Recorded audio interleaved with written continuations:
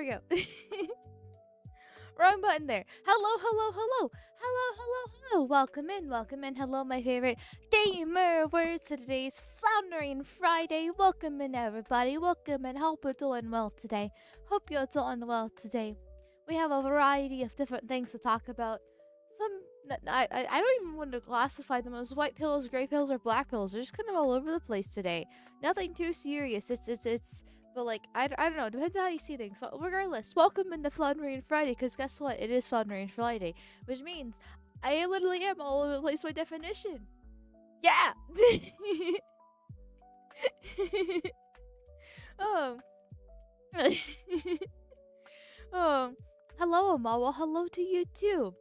Only 1 minute late. It's not the real mall. I actually a minute late? I thought I was like on time this time. Did I just barely make it past like the with like the like fuck seconds time the concepts, things like that. You know.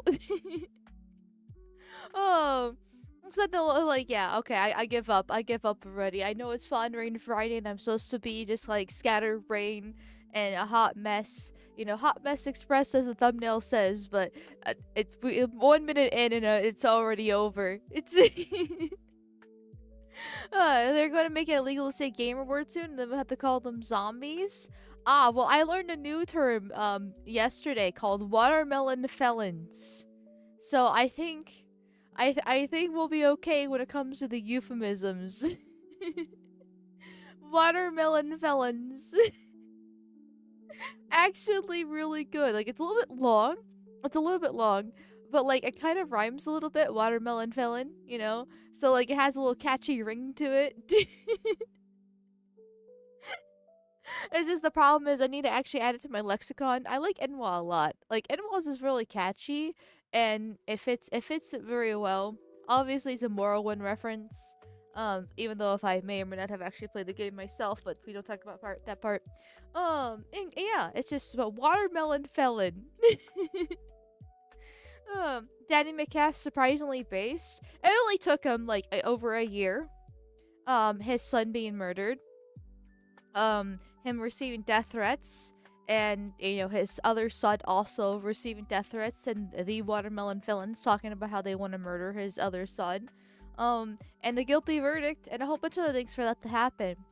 Though, in his defense, like I've said many times in the stream before, chances are his statements are forced upon him by the police and the government, because there are task force in place to make that happen, to try to make sure nothing turns into a race war.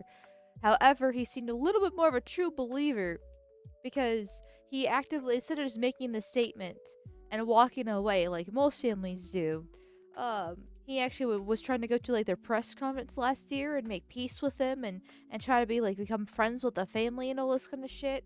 And they treated him like ass and spat on him. No surprise there. So he seemed actually a little bit more genuine when it came to those statements, at least. But now, a little over a year later, guilty sentence, you know, dead son, other son with his life on his line, his own life on the line.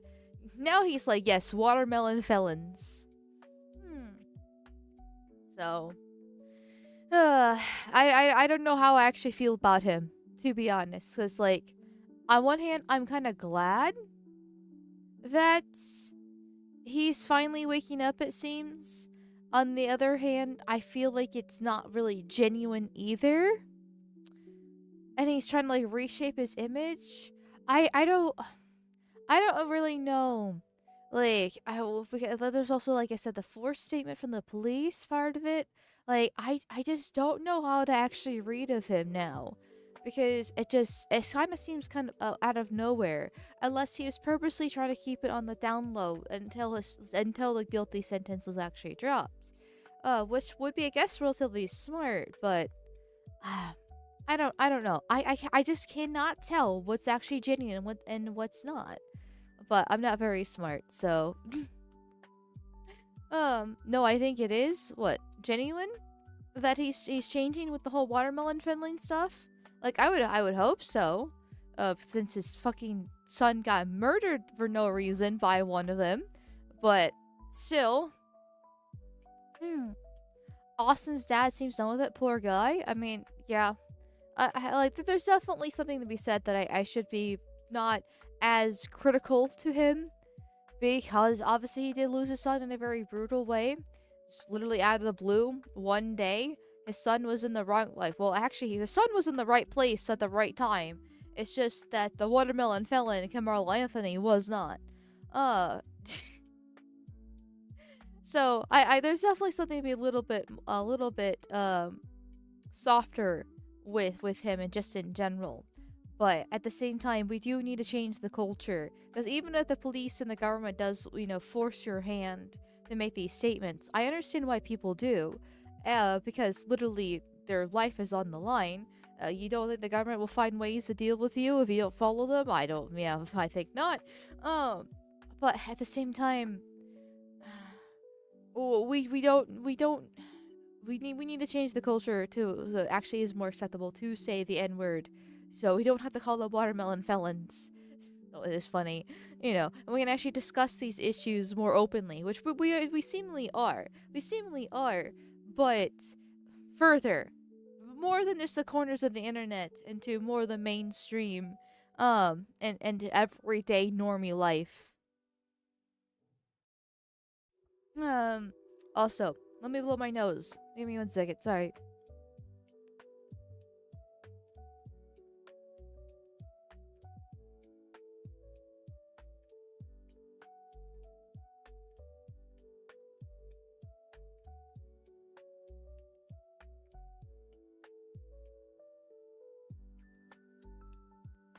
I mow the grass, and now I want to die. Give me a second. I'm so sorry. Yeah. Let me start fucking popping my pills. Take my codeine every day, or whatever fucking drugs exist out there. Cause I smoke the 420 every day.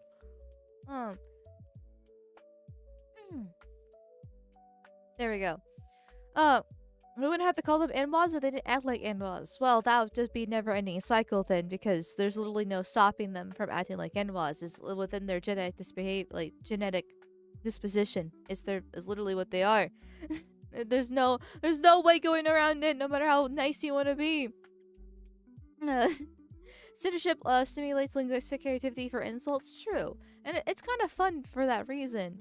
But at the same time, I also dislike the fact that we do have to dance around various issues, without actually having, like, just straightforward discussions. But then again, I'm not very creative myself, right? Like, I would have never thought of watermelon felon. Though it's kind of, well, once you think about it, it's kind of like in your face, isn't it? And I'm sure probably somebody else probably has over, like, beforehand, just never really got popular. But, like, listen, I just want to call them the N-word, okay? I'm very direct. I'm very bitchy. I'm very much blunt and in your face, okay? If you're an N-wa, you're an N-wa. So, you crumble like cornstarch. Yes, I'm sorry, I'm a void. I mow the grass in I had to immediately shower right after I mow the grass, because I will just die if I don't. So, I did that. But I'm still, like, stuffy, and like, I don't have a sore throat or anything like that, but, like, I don't know, it does feel a little bit funny, but, like, that's normal because of, like, the allergy stuff. At least I don't eat the cornstarch, okay. I'm sorry I'm quieter today. You give me a second to get my rigmarole going. And hopefully I'll be a little bit louder. Or actually what I could do... Oh, even OBS is saying I'm more quieter than normal. Okay, well, oops. Okay. I have an idea. I have an idea. Let me do this. How is this now, chat? I changed my settings in OBS to make me even louder. Is it loud enough? Too loud? Still quiet? Oh god, no, the Floyd has an idea. Run! Better? But is it good? Like, or is it just better? There. You know the microphone? Try talking into it. No! No! It's good. Honestly, it's fine. It's good. Okay. Okay, I changed it a little bit. Exactly the same.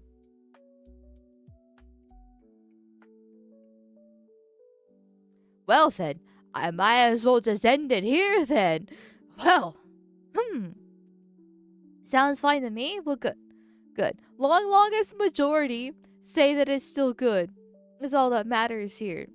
And speaking of the majority sounding pretty fucking good, shout out to Desert Ghost, for he gifted 10 subby bubbies at the end of Wednesday's stream, and I didn't see it right before stream ended, so I'm sorry, Desert Ghost. I'm sorry, but thank you for the subby bubbies, the 10 gifted subby bubbies over on Kick. So if you did receive one magically overnight on Wednesday, thank Desert Ghost because he's cool.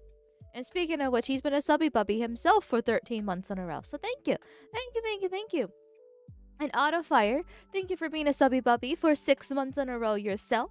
And 3 more months, I will pop you out of my womb. I will not get an abortion for you. Don't worry, I will keep you safe and sound. And in 3 more months, you'll be in my... Okay, that would sound really gay. You won't be in a trash can, I will tell you that. Oh. There. Could he come closer to the camera, please? No. No, I there's no leaning on this model, okay? This is as close as I can be. Actually, you know what? Actually, hold on. Would you like some titty? Is this close enough, Shadilay? Would you like me to get even closer to you? To make you very uncomfortable? I can munch on your words. Like right now I'm eating conful. Nom nom nom nom nom nom nom nom. Some of you have a giantess fetish. I could almost guarantee one of you is getting off on this, which is good. Goon more often is not no nut November yet. Got nothing tastes delicious. Now there's Shrederator. Okay, I'm not sure if I really actually want to lick Shrederator. I definitely don't want the femboy because the femboy will probably has AIDS. Let's see. Tech censorship. Delicious. I love my tech censorship. Oh, give him that online act safety act harder to me, daddy. There we go.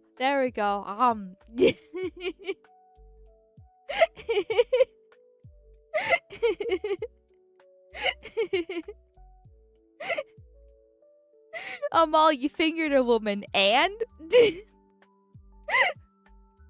we're here for racism fetish because we are cultured. Thank you. Okay, then wait, hold on. Racism fetish. Okay, I'm down for that. Let's see.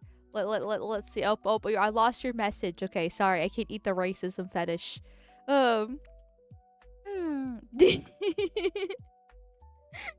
Oh, thank you, Nat, for the $5 radios. Thank you, my dude.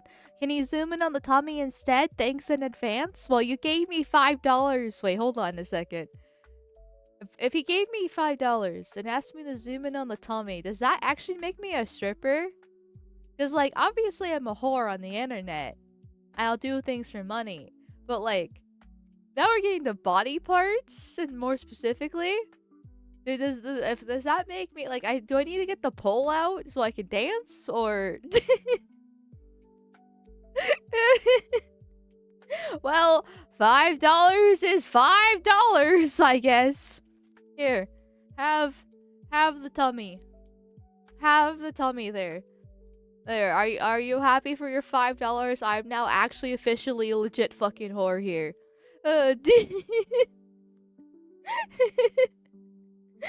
Zoom in so you can see the 6-7 remaining eggs. Why must you hurt me?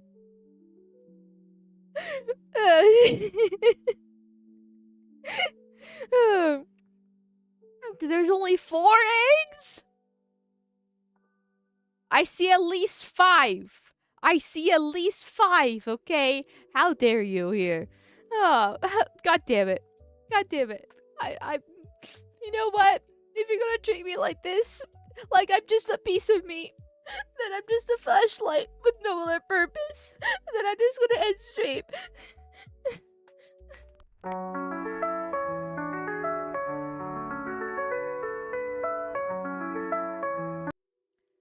But no, I'm still a whore though, so therefore the stream's not over just yet.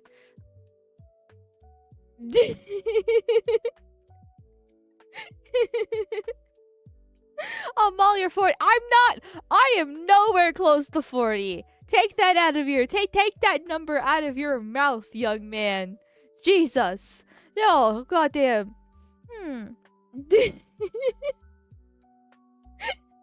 Empty egg carton by Christmas. No. I'm not that bad. No. 41 then? Listen, I am not a hag. Okay. I am in my early 20s still. I am still fertile. I'm pretty sure. I have my eggs because I still have a period. And I haven't got the menopause. I'm fine. I'm fine here. Closer than you think. Listen, I know with each passing day it comes closer, but listen, I have to hit 30 still, okay? I have yet to even hit 30. I'm still quite a few years away from that. Okay, so when we hit 30, okay, when I hit 30, then we can start making jokes about the 40. I'll probably want to kill myself by then if I haven't already, but still. You're not 6'7"? 6'7", 6'7", 6'7", 6'7", 6'7", 6'7". Oh. Yeah, the early mains, late 20s. No. I'm not there yet, okay? I am not. I still have quite a few years before I'm 30, okay? Okay, thank you very much. Maybe like, 7 years away from 30 and more particular. So, get it right. Get it right. Thank you, Gangwin, for the 20 Donkey Kong coins thingy. Yes, thank you, thank you, thank you, thank you, thank you, thank you. Goon to the dragon, yes, always goon to the dragon. A lot of people call me a succubus, and you know what? I might as well just fit the role, right? If you're going to goon to the dragon or the succubus dragon thingy, whatever you think I actually am, besides an amalgamation. So I will fulfill my role as the whore to do so. And, now I have to blow my nose again. God damn it, the grass blades.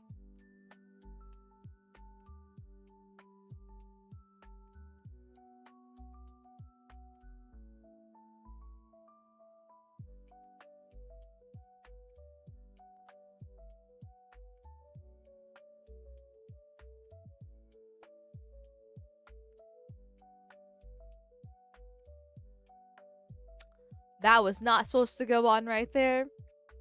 Holy shit. Anissa Joe Maxon? Listen, not that far, okay? I'm not gonna cuck my husband. Different story there. But anyway, speaking of things being cucked, we do have various things happening. First off, Doctor Who is basically dead. Which, it has been dead for years now. But, it's like actually dead. It's not fully cancelled, but it's not fully it's not really going forward really either here. So Doctor Who has a special place in my heart. I haven't watched it in in literally years at this point. But Doctor Who was one of my first fandoms I ever got into just in general. I was a Tumblrina, unfortunately, back in the day when I was 12, 13, 14 years old. And Doctor Who was basically the first show I ever really got into a fandom for. And then through Doctor Who, I then proceeded to go to Super Wholock, which is Doctor Who, Supernatural, and Sherlock. Those were the grand, major shows that were super popular at the time. And I was a fan of all of them. But Doctor Who was the OG here. Uh and my favorite Doctor personally is the 10th Doctor, David Tennant. I even had a sonic screwdriver when I was a kid. Which I don't know. I think I lost it at this point, which is sad. But I had a couple Doctor Who, merch, just in general, like shirts and stuff. And then my dad actually gifted me a TARDIS ornament, years ago. Actually, it was after I pretty much got out of Doctor Who. But I still appreciated it, and so every year on for Christmas, I hang up my little TARDIS ornament. And I love it dearly because I still have very fond memories of it because it was a good show for at least a while. I never watched Classic Who, but I did enjoy the Ninth Doctor, and I was really sad that he only lasted one season. Obviously, the 10th Doctor is my favorite though, so David Tennant, my love. He's so hot too. Even if he is a huge fucking leftist and has horrible political views, he's still very attractive and very good.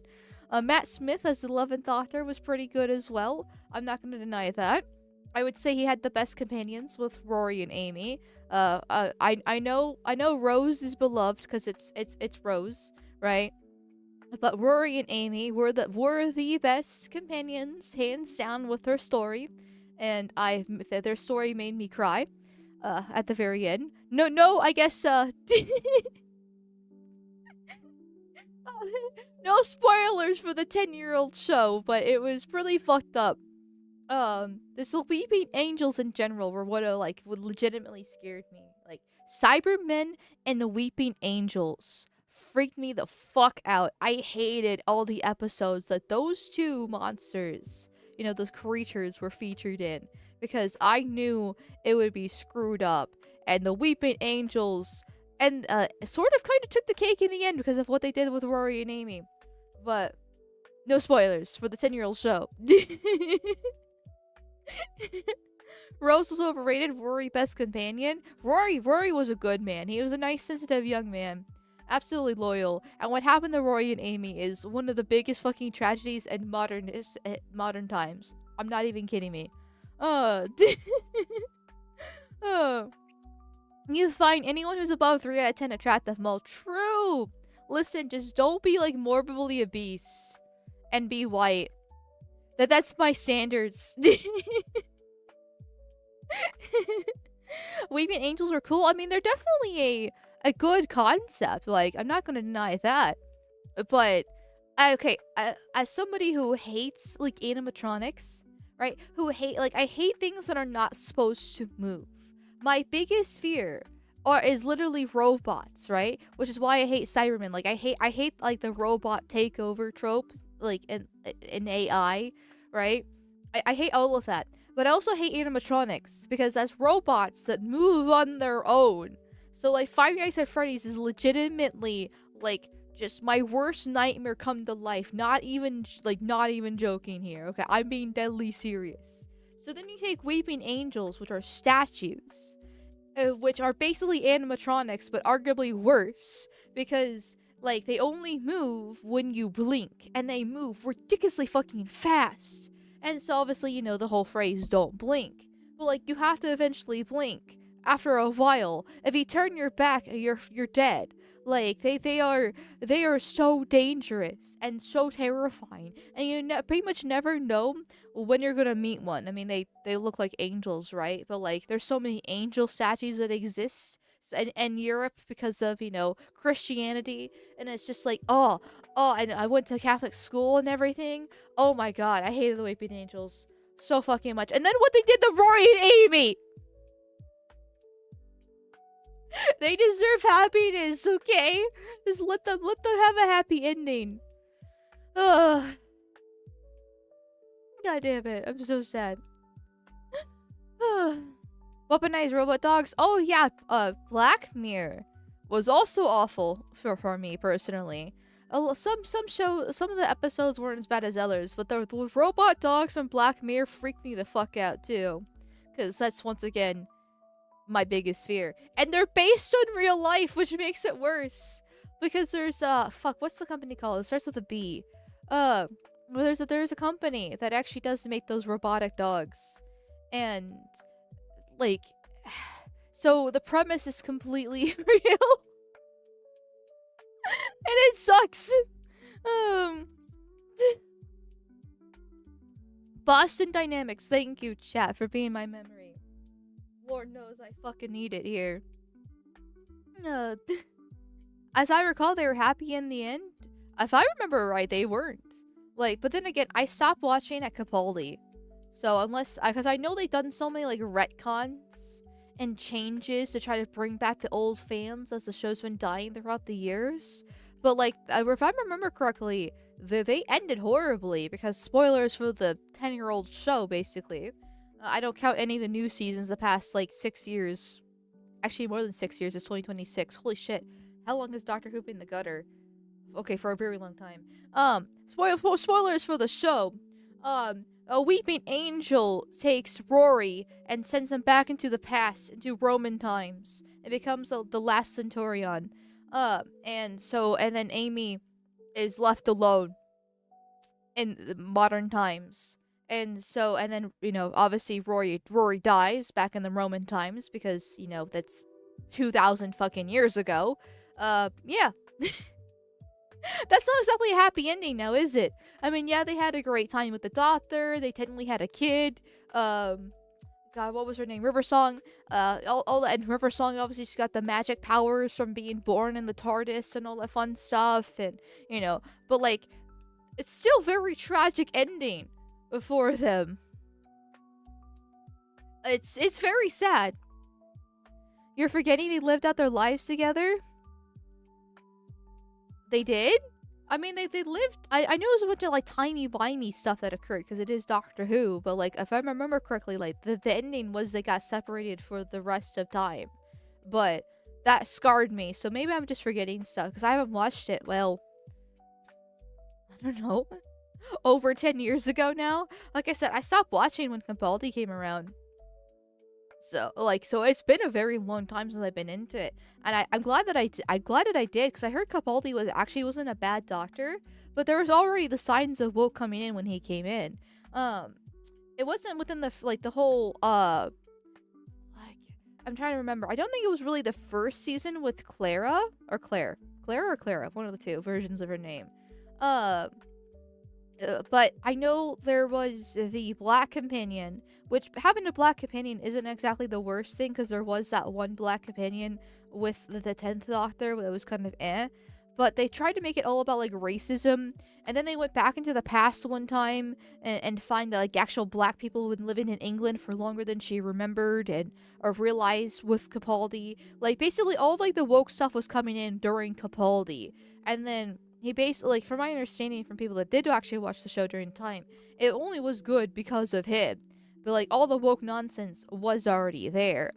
And then once he left and got replaced with the female doctor, that's when it really just went downhill completely.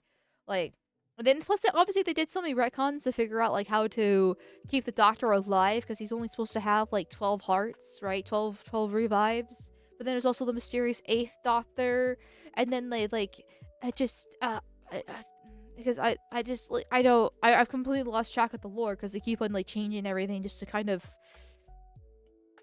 make it a thing.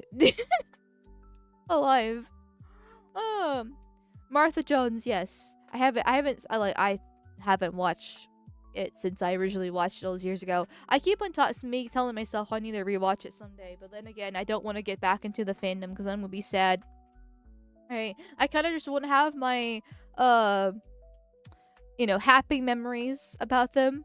My nostalgia of my times from Tumblr back when the fandom was in its heyday. Just kind of appreciate it from there.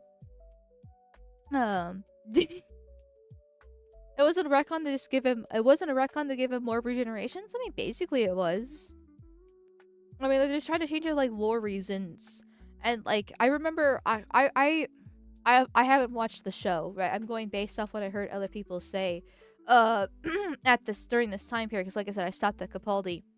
But I remember a few years ago they changed the lore that the Doctor didn't come from the planet anymore, that he was some sort of like angel alien being.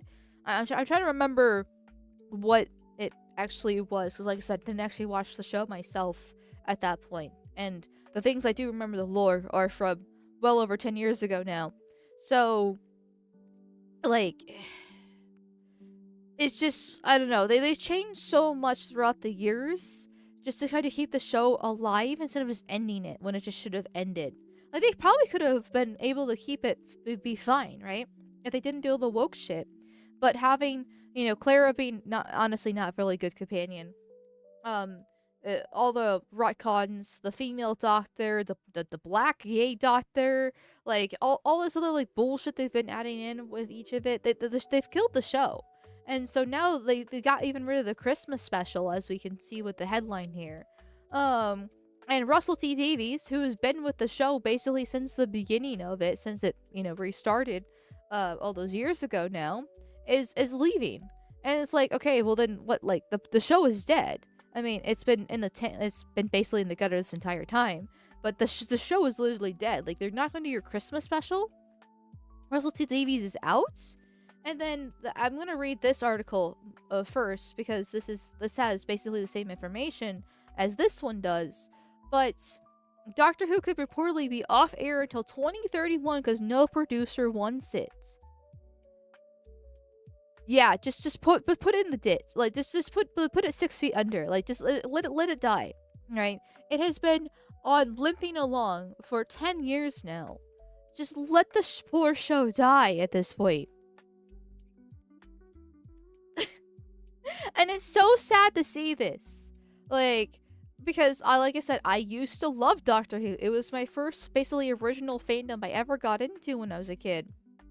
And it was my origins of my Tumblr arc, right? And those really good concepts, having this alien from outer space with 2 hearts, with regenerations, companions, and time travel and stuff, the TARDIS, like, just everything about it was so cool. And the enemies they created, like we already talked about the Cybermen and Weeping Angels, obviously the infamous Daleks, the shadow creatures from the library with River Song, oh, those also freaked me out too.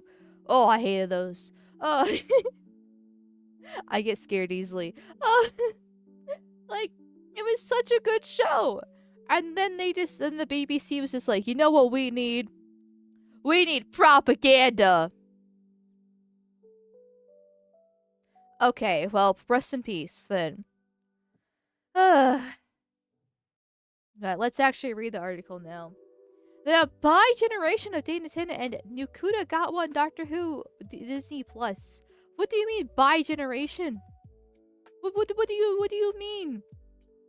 Like, I know they're like they like, obviously with Rose coming back, they're bringing David Tennant back. Like, they're trying to bring back all of, like, the infamous favorite doctors to be like, hello, look at me, fellow kids. Do you remember when this show was good? What are they doing here, folks? Like I said, I haven't watched this Capaldi. I'm very confused, and this looks very fucking gay, and I don't like it here.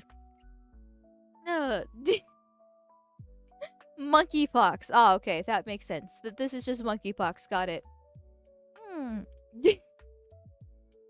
Just one day after the BBC announced that Russell T Davies and the production company Bad Wolf were leaving Doctor Who, a new report from Deadline suggests the situation surrounding the long-running sci-fi franchise is even worse than many fans realize, and may keep it off air for many years. This is no longer simply a story about a showrunner departure or a canceled Christmas special. It's a story about the BBC potentially struggling to find anyone willing to take over one of its most famous properties. According to Deadline, Doctor Who could remain off air until 2028 at the earliest, with some industry insiders suggesting the series could be rusted as long as 5 years. If that happens, the show may not return until 2031. The reason is startling. Well, I don't really think the reason is actually that startling. I think it's been a long time coming. But 2031? Like, why would you, at 2028 at the earliest, so 2 years. But like the 2031, just accept it's dead. Like, just just it's over. Like, like it'd be nice. I've said this before, like on the Artcast specifically, 'cause that's usually when we talk about like culture more over there. But like when it comes to like Star Wars or Stargate or Star Trek or in this case Doctor Who, I'm trying to think of other like James Bond, all of these major franchises that have, or Indiana Jones. I'm just trying to think the top, like the big ones off the top of my head that are big TV shows and movies. Just let them die. Like I'm not just trying to sound too repetitive, but they've clearly chose politics over financials and caring what the people want, and it's done on purpose to demoralize. They're trying to replace the originals with the new demoralization propaganda, the woke stuff, essentially the DEI for the modern audience. So kids these days that are growing up right now and kids in the future, instead of watching the originals, they watch the new stuff instead, and that's all that they know. This is not made for the people who actually care about these franchises. This is made for simply propaganda purposes. That's simple. So they don't actually really care about the money. That's what the investors actually come in for. But at the end of the day, the money does actually run out, and if they can't keep the show alive, then it's left in the ditch. And they'll find something else to latch on to and ruin that further. Like they're doing with like 40K, for example.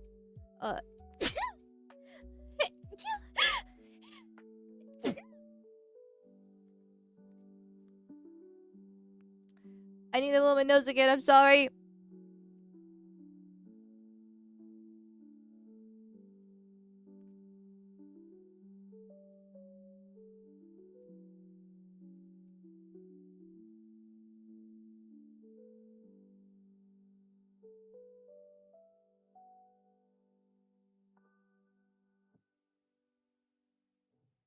Sorry about that, chat. Now that it's summertime and I have to mow the grass once a week, expect this a lot more often. I'm sorry. Get the nose condoms, yes. Sneezing ever. Well, thank you. That was actually a more aggressive sneeze, too. And the fact that you guys still think it's cute is weird, but thank you.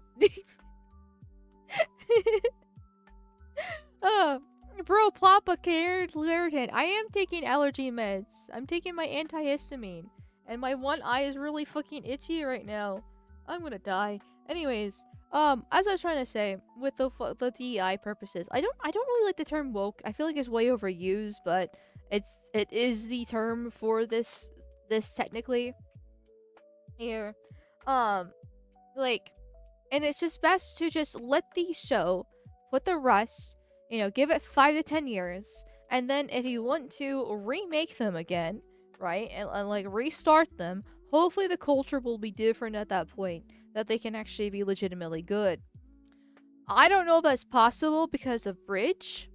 For those who don't know, Bridge is an initiative program that is which I'm not the one really to go for this information, I'll be completely honest. But Bridge is an initiative program that is working with lawyers to try to incorporate the DEI policies into products and companies without actually calling it DEI. Because Trump's executive order was targeting specifically DEI. But if you change the label and put them and you don't have actual DEI leaders anymore, and you put these DI leaders and reshuffle them into the company in different areas, but still don't actually change their role, but you change the definitions, then they can still actually promote more of it in there. And that's why we see all these remasters that are coming out here. These redoing the shows, like the He-Man movies coming out here soon, and I saw an ad for it yesterday, and it's trying to like nostalgia bait, one, by doing He-Man, and two, with the old internet meme of yada da hee, yada da ha, yada da ha ha. kind of deal. And so Like they can't they can't do anything original. They just have to remake over and over again, and there's just a horrible cheap imitations of it. And, like, just give it up. Though I have heard there are some good like independent, things coming up. Um, like that like Obsession movie apparently was really good. The Backrooms movie was apparently really good too. So like Amazing Digital Circus is pretty well known despite it being run by a tranny. Like Markiplier's Iron Lung. Like these people are like independent content creators. Though Markiplier is obviously way more established from being an old YouTuber. Trying to actually make their own original content, and that's probably the future. But like I don't know what's gonna happen because like the DI stuff is not going away. It's just that they're only taking 2 steps back to hide this from people, acting like everything's fine and normal. But then once they feel like they can get power again, they're going to bring it back.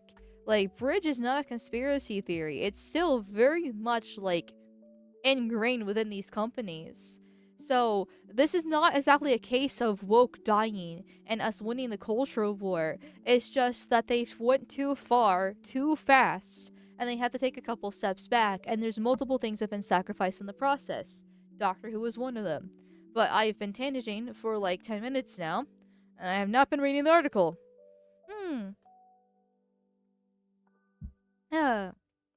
There.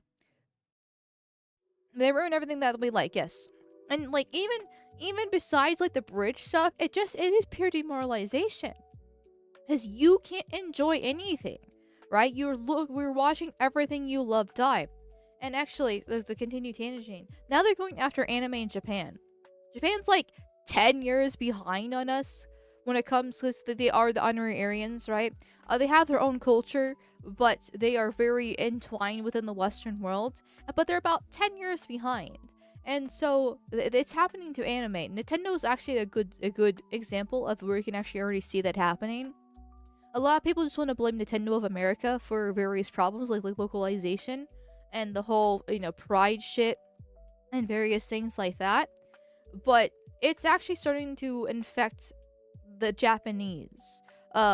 Where I don't really cover Japanese news because I'm not Japanese and I don't know their politics very well compared to American and British politics. But I did see recently that the Prime Minister is now pushing for LGBT nonsense and acceptance over there. Toei Animation did a whole little thing celebrating Pride on Twitter. Though I don't know if that's actually a legit one or just the American one. I'm pretty sure it's the American one, but still. There is the Witch Atelier. I don't know the anime at the top of my head. Like the actual official title of it. But that was connected to a more globalist foundations as well.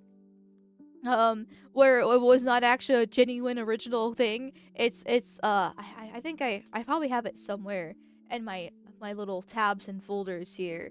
Like I said, I don't normally talk about these topics that often myself, but I do try to keep a little eye on it, a little bit of an eye. Here, there we go. Here, so Sustainable Development Goals here for the Witch Hat Atelier. Gender equality, inclusivity, climate action is now part of Dansha's message. A company once known for its unapologetic promotion of Japanese entertainment is now a UN puppet. In 2020, Dansha joined the United Nations SDG Media Compact. So Sustainable Development Goals, which is the main proponent of DEI.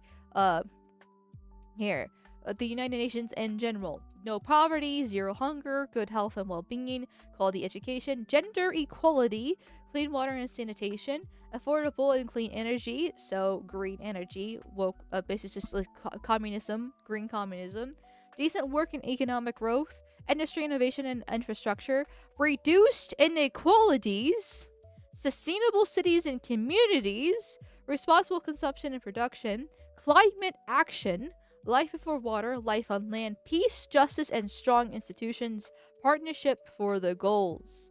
These are all just corpo speak for globalist shenanigans there. But it is a framework that encourages media and entertainment companies to promote the 17 Sustainable Development Goals, and they aren't quiet about it either. They actively promote it on their website and promote UNESCO talking points about gender equality, equity, and inclusivity. Now they're talking about gender stereotypes, sexualization, and violence against women as things that need to be tackled in Japanese manga, etc. Which means more inclusive stories, less fan service, stronger, assertive female themes that fly in the face of the usual unapologetic, uncensored, and sometimes dark stories. Witch Hat Atelier is the prime example of this, where the author's UNESCO interview literally talks about identity, inclusivity, disability, and inborn abilities, women's rising role in manga, and women's anger in an unstable world, and is looking more like a UN psyop rather than an actual domestic elite-produced story. UNESCO has not been quiet about its criticism against Japanese media, where they attack the unfiltered depiction of gender stereotypes, sexual content, or violence against women, and sometimes pushing member countries to monitor and regulate it. It has gone as far as pushing for the criminalization of certain types of content, especially lolly content. Here. So, and this actually was like a promising show where a lot of people were talking about it until it was found out about it being basically a UN puppet. And then all of a sudden, it died. Because, well, people don't really want their global homo nonsense being shoved in their anime here.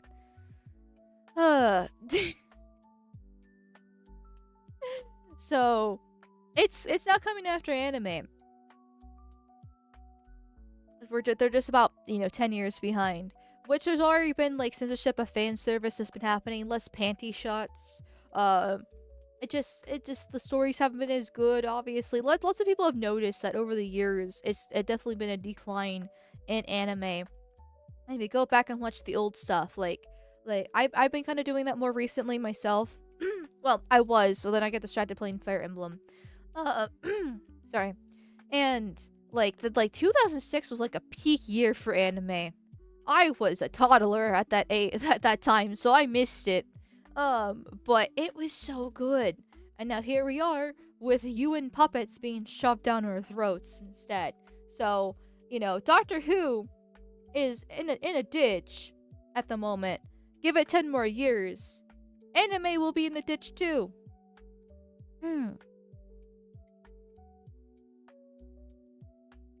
Go watch Magnetic Rose and Pale Cocoon. I'm not gonna remember that motor. Yell at me later for that. I know what my laundry list of animes I need to watch is very, very long here. Hell, Beastars is female main, yeah. Like, obviously, Full Metal Alchemist, right? One of the most popular, if not the quintessential, one of the most infamous animes ever that exists, was written by a woman. Like, it's not. Well, actually, a lot of mangas and animes are actually written by women over there, and pretty good. So, like, as a resident misogynist, even I can recognize that women can actually do some good things from time to time. Unfortunately, they're also the quickest ones to be psyops and propagandized, and there's a reason why they always go for the women and children first.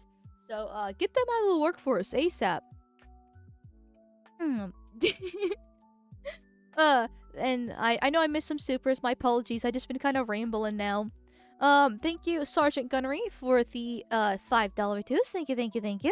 Here's a bit to show support. Also, V is late again, so you get my super chat. Of course, the gypsy's late. Did you expect him? He's currently hiding underneath the bridge. And then thank you, Maestro Mark, for the $1.99. James O'Brien is Subhuman Filth. I recognize the name. I don't remember what he does. I'm not exactly good with people's names about various things. Here. Oh, the LBC presenter. Oh, that guy. Okay, yeah, I know him. I need faces and names to be put together, or else I don't know who it is. Your misogyny is slipping them all. I'm sorry that the women actually have made some good stuff. It's a shame. Thank you, Zalaxon, for the 500 warp tokens. Thank you, thank you, thank you.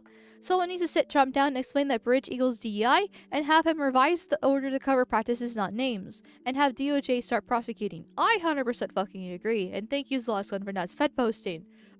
Because, like, it's. God. I guess I'm not the one to go to the bridge. Kirsha obviously is the one who has done extensive research into it, right? I only know about it because of her. But it's insane when you actually go into the rabbit hole there. And it's just all in the open. It's just all in the open there. And, like, I did sign up for their newsletters and they just brag about it there too. And it's just, it's not going away. And I hate it when people say that, oh, woke is dead, woke is dying. It's, dude, are you blind here? Like, no, let me see here. I was not planning on going through all this tangent at the moment, but I apparently am now. And I had to go, like, find all my tabs and save things. Because I don't want to just, like, kind of, like, talk out of my ass here. But I basically am. God damn it. Did I not save it? I don't, I thought I saved it. I must, maybe I put it in the wrong folder here. I try to keep things relatively organized, but, you know, it can be a little all over the place. But anyways, it's not going away. It's just not fucking going away. But I had an article I was reading, like, a half an hour ago. The BBC is reportedly preparing to put the franchise out to a competitive tender, allowing production companies to pitch their own vision for the future of Doctor Who. Under normal circumstances, that would be considered a dream opportunity. Instead, Deadline find a surprising lack of enthusiasm from the very people who would be expected to jump at the chance. Producers reportedly want nothing to do with Doctor Who, because you fucking ruined it! The most damaging revelations in the Deadline report came from the television producers themselves. One producer bluntly told the outlet, "You have to be mad to take on this struggling franchise." Another described taking over Doctor Who as a bit of a nightmare for any producer in this market with a shadow of the Disney fallout. This is so gay. I know he's actually legitimately a gay black man, but this is so fucking gay. Why are they doing this to the TARDIS? It doesn't deserve to have such an Enwa coming in looting and stealing from it. This isn't criticism coming out from angry fans on social media. These are industry professionals openly questioning whether one of the BBC's most valuable franchises is worth the headache. For decades, running Doctor Who would have been considered one of the most coveted jobs in British television. Today, producers are reportedly looking at the franchise as a potential career risk. That should set off alarm bells at the BBC. You would think, but I don't think they really care either, because because remember, the BBC is the British broadcasting system. It is owned by the government. The same government that's trying to cover up Henry Novak until they couldn't. The same government that has lied repeatedly. The same government that allows all these rape gangs just to exist and thrive, and refuse to do the inquiry until they got so much public pressure from it. And even then, they're mishandling it. This is the same government that arrests people over spicy memes that they post online or even have on their phones. Same government with the Online Safety Act. They don't care. They have a message. They have a way they want to rule. So, if it requires sacrificing Doctor Who to just demoralize and propagandize people, then they will do so. Russell T Davies hastened the franchise decline. When Davies returned to Doctor Who, the BBC presented it as a triumphant homecoming. The man credited with reviving the franchise in 2005 was back. Fans were promised a new golden age. Disney came aboard as an international partner. The future supposedly looked brighter than it had in years. Instead, ratings continued to fall, following episode after episode devices ideologically driven storytelling. Deadline notes that viewing figures tanked during Davies' last tenure, with one industry source criticized his handling of social and political themes, saying he often approached them with a sledgehammer. Many longtime fans would likely agree. Yes, like I said, I stopped at Capaldi, so I get there's a certain extent where, like, I might not have the exact right to talk about various things because I haven't been in the fandom for so long, but with Capaldi, you already saw this shit happening. I mean, Clara was such a fucking bitch feminist. companion. Like I said, the whole rewriting the fact that there was always blacks in England, with Capaldi happened there. Like, there's all, and then obviously after Capaldi was the female doctor. So like it was all the seeds were already being sown, and I know some people can argue that technically it was woke even before Capaldi came in, which, but I can kind of see that. I can kind of see that, but at least, but that you could make the argument for pretty much everything made since like the 80s and the 90s to a certain degree, because like in the Discord server we have movie night every other week, and we've watched a assortment of different movies, and you can kind of already see a lot of the intersectional um global homo stuff kind of trickling in, like with like race mixing being more acceptable, or having the husband be weak and a cuck, and making fun of him as the strong female, girl boss, girl bosses her way through being, cool, even in the early 2000s. Like, you can kind of already see the normalization of certain tropes there within these older movies, and if once you like notice them, right, which then you can be accused for being like too DI brain for that, but I don't really like that, because I'd rather be way more sensitive and be safe than sorry, after seeing everything that's been happening. And two, like, ever since, well, one, World War II, you could argue, but like since the 60s in general, like with women getting the right to work and getting credit cards, the birth control, the Stellar Act of 1965, particularly in the case of America, you can see how there was this massive push, slowly but surely, within media to try to normalize immigration, race mixing, women in the workforce, women not sleeping around and not having kids, like all these different things within society that has actively ruined it. And it's only been the past more 10 to 15 years that has gone to the extremes where it's so in your face. But once you see that, you can't unsee it. And it does ruin a lot of media before that reason. And it sucks. It really, really sucks. Because I've seen what has happened to our culture in the past like 60 to 80 years alone. I have to blow my nose again, sorry.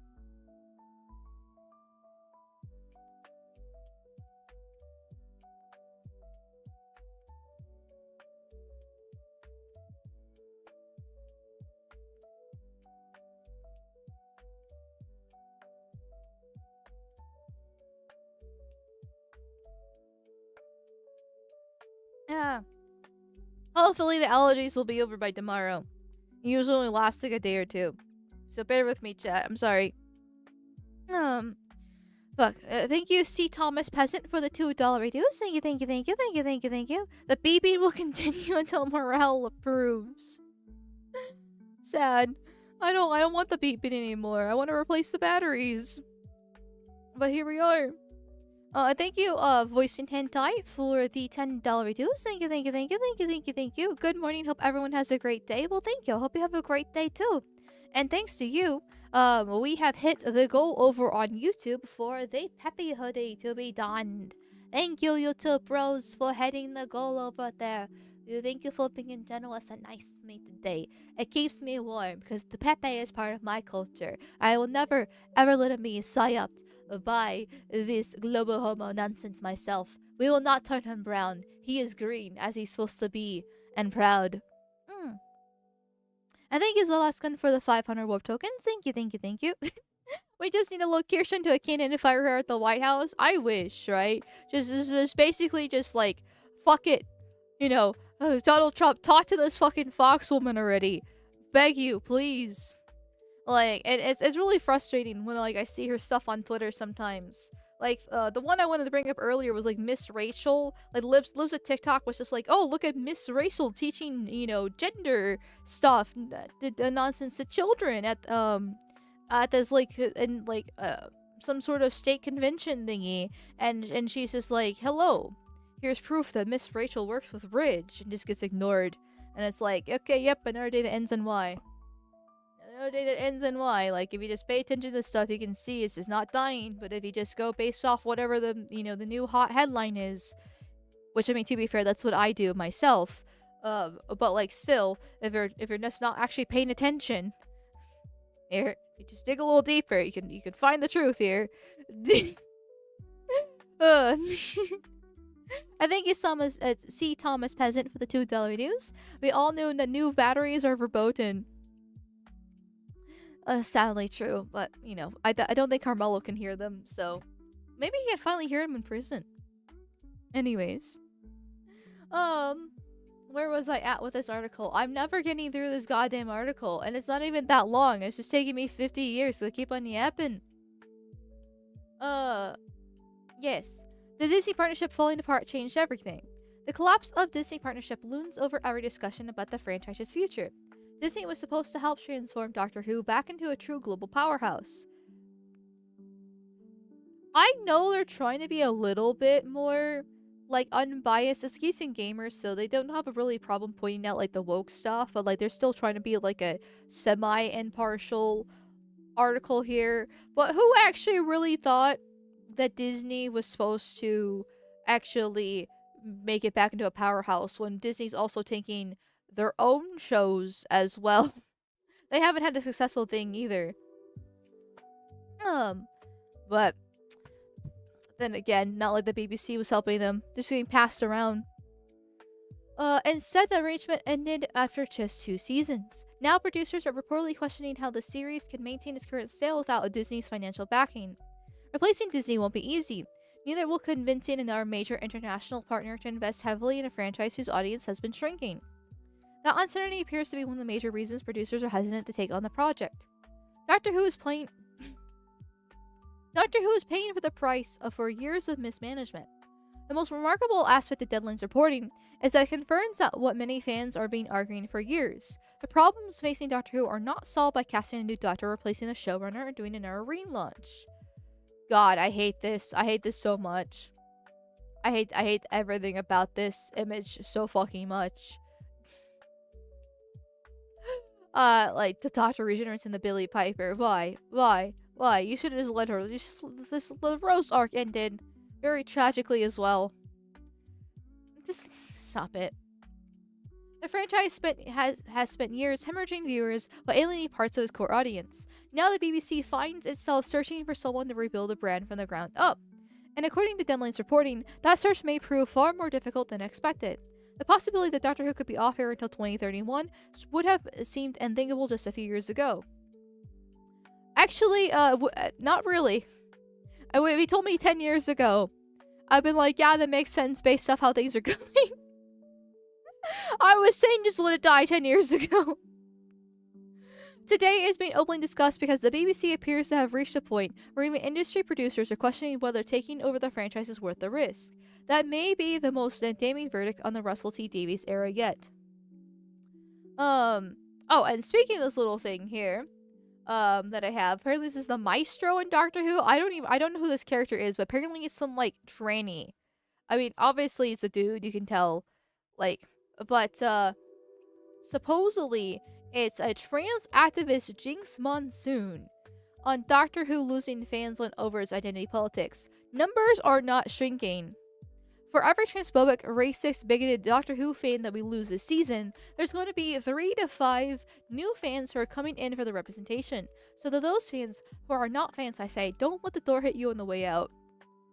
This comment aged well. I don't know when this comment was made, I'll be honest. It's fandom posts supposedly, like, quoting this guy here. But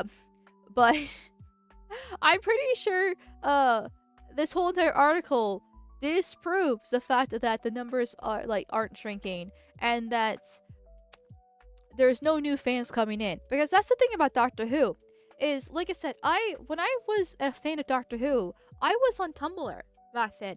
I was at Tumblr Arena, part of Super Who Lock there, and it was one of the biggest fandoms and as a whole. It was lots of merch and hot topic. That is the same, like, that's the audience. Like, obviously regular normies enjoy the show too, but that's what you're trying to pander to with this DEI stuff. That the fans that are basically already there from more or less the beginning. But they enjoyed the show when it was good. And yes, they wrote their gay fan fictions. Yes, they were pushing for diversity. But a lot of them have grown up. A lot of them haven't actually changed their views, but a lot of them, like me, obviously have. So the ones that have, you've lost them, clearly. You lost the normies by pushing this nonsense as well. And so you only really have those fans left from those Tumblr days that have stuck with the show if they didn't actually grow up and move on. And that's not even including the ones that just lost interest in the show because it's been over 10 plus years and they found some shiny new toy like to play with. Like Hazbin Hotel, you know? Like, you're not gaining anybody, you're just losing people just based off time, growing up, the normies, and just pushing more and more to the point where even some woke people get tired of this kind of stuff because it's just bad writing.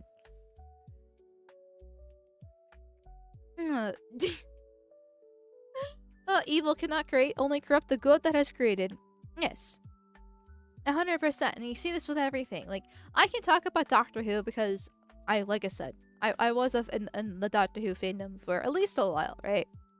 But you see this with Star Trek and obviously Star Wars, Indiana Jones, James Bond, you know, 40K, they're coming after anime, coming after my fucking Nintendo and Zelda. I'm upset about the Ocarina of Time trailer, by the way. I have been keeping my mouth shut because usually I discuss more hard politics here and not cultural things because I'm not exactly the best at that because I don't partake in that kind of, like, I'm not really into that stuff myself personally. I never really have. But, oh buddy, it's just not looking good. It's not looking good so far. Also, I agree, their modern audience does not exist. This is cultural Marxism. Well, the modern audience is supposed to be for the younger generations. Like I said earlier, this is not for us. It's not for the adults that know about the original and like the original. It's for the younger generations. So this is all that they know. And that requires the parents to actually have them watch the originals. But most parents, as we can clearly see, are lazy. Now, we can explain, you know, talking about why parents are lazy these days is a different subject. Trust me, it's a multifaceted issue as to why parenting is so abysmal these days. But it doesn't change the fact that it is, that parents would rather just sit their child in front of the tablet and let them watch what YouTube Kids. And YouTube Kids had the major problem years ago with, like, Spider-Man and Elsa and weird sexualized content there. Miss Rachel is allowed to be watched, and she's promoting DEI and gender nonsense on the kids. Bluey is now a show for adults there, which is weird. And there's also that too. Like there's the parents aren't paying attention to what they're showing their kids. Coco Melon has actually been proven to be dumbing down kids because it's taking their basically basic instincts and repeating that like over and over and over again. Like, it's actually weird how it uses psychology to basically make these kids addicted to it and just completely just like dumb them down. So if you have any nieces and nephews or kids yourself that actually watch Coco Melon, you need to stop them because that is actually legitly ruining them because of what's being done with that show. It is so bad. But parents just aren't paying attention. They see this is the new kids show, right? You know, because they grew up on PBS Kids because their parents were paying attention to what was actually on the TV too much. Well, somewhere, but obviously not all of them. And to be fair, the content was was better back in the early 2000s. And so the kids that are actually being raised, for the people that are having kids, that's what the modern audience is for, because they'll just be like, oh, it's a new movie. Oh, it's a new show. There we go. Watch it, right? Because they're normies. They're not paying attention. Oh god, let's not revisit Elsa Gate. Well, it's important to remember this stuff.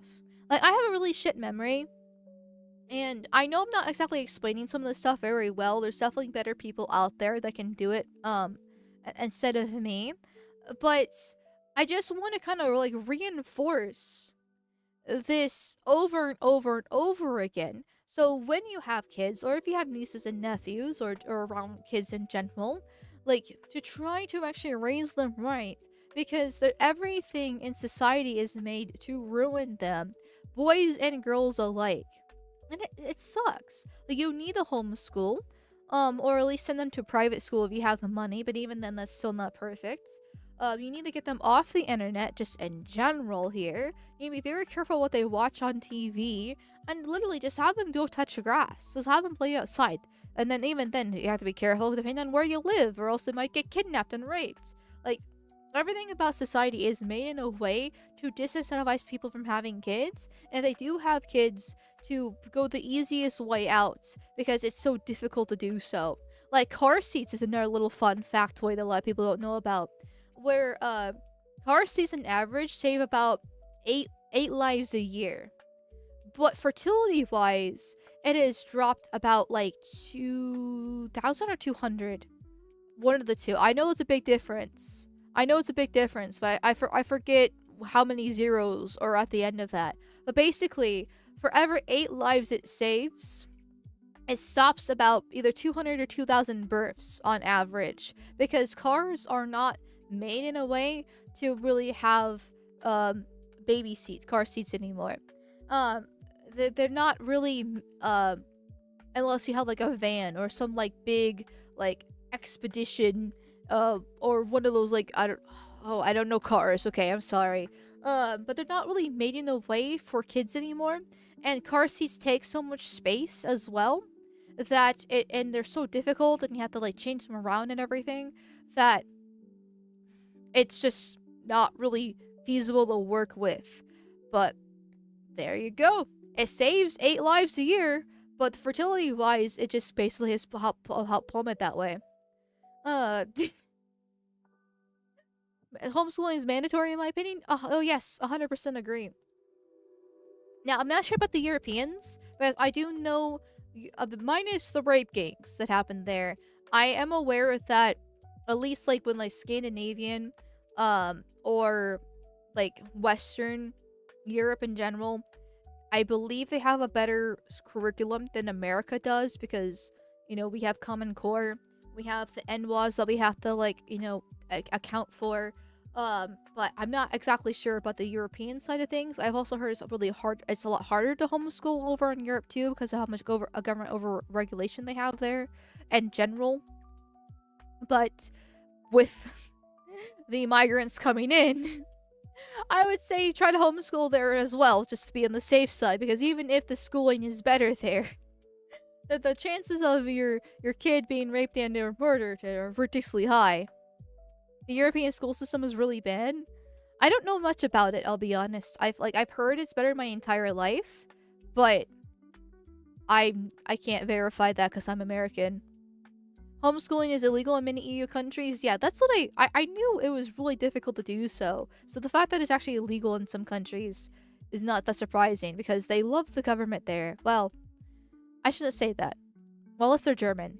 They really do love the government. The Germans really do love their government. Obviously. Continental Europe in general dislikes government. Not so much the British Isles, but that's because different, you know, culture. There's definitely a difference between Britain and then continental Europe in general. But obviously, there's still people too, right? They're still Europeans. They didn't actually vote for a lot of the stuff coming in. So it's hard to tell how much is actually cultural love of having daddy government, and how much of it's actually just forced down their throats for all these generations now. And thank you, C. Thomas Peasant, for the $5 reduce. Thank you. If only we can finally be free and escape the curse that is millennial writing. Well, supposedly that's happening.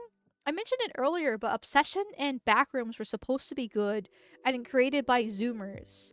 I have not watched them. I probably won't watch them because they don't really interest me.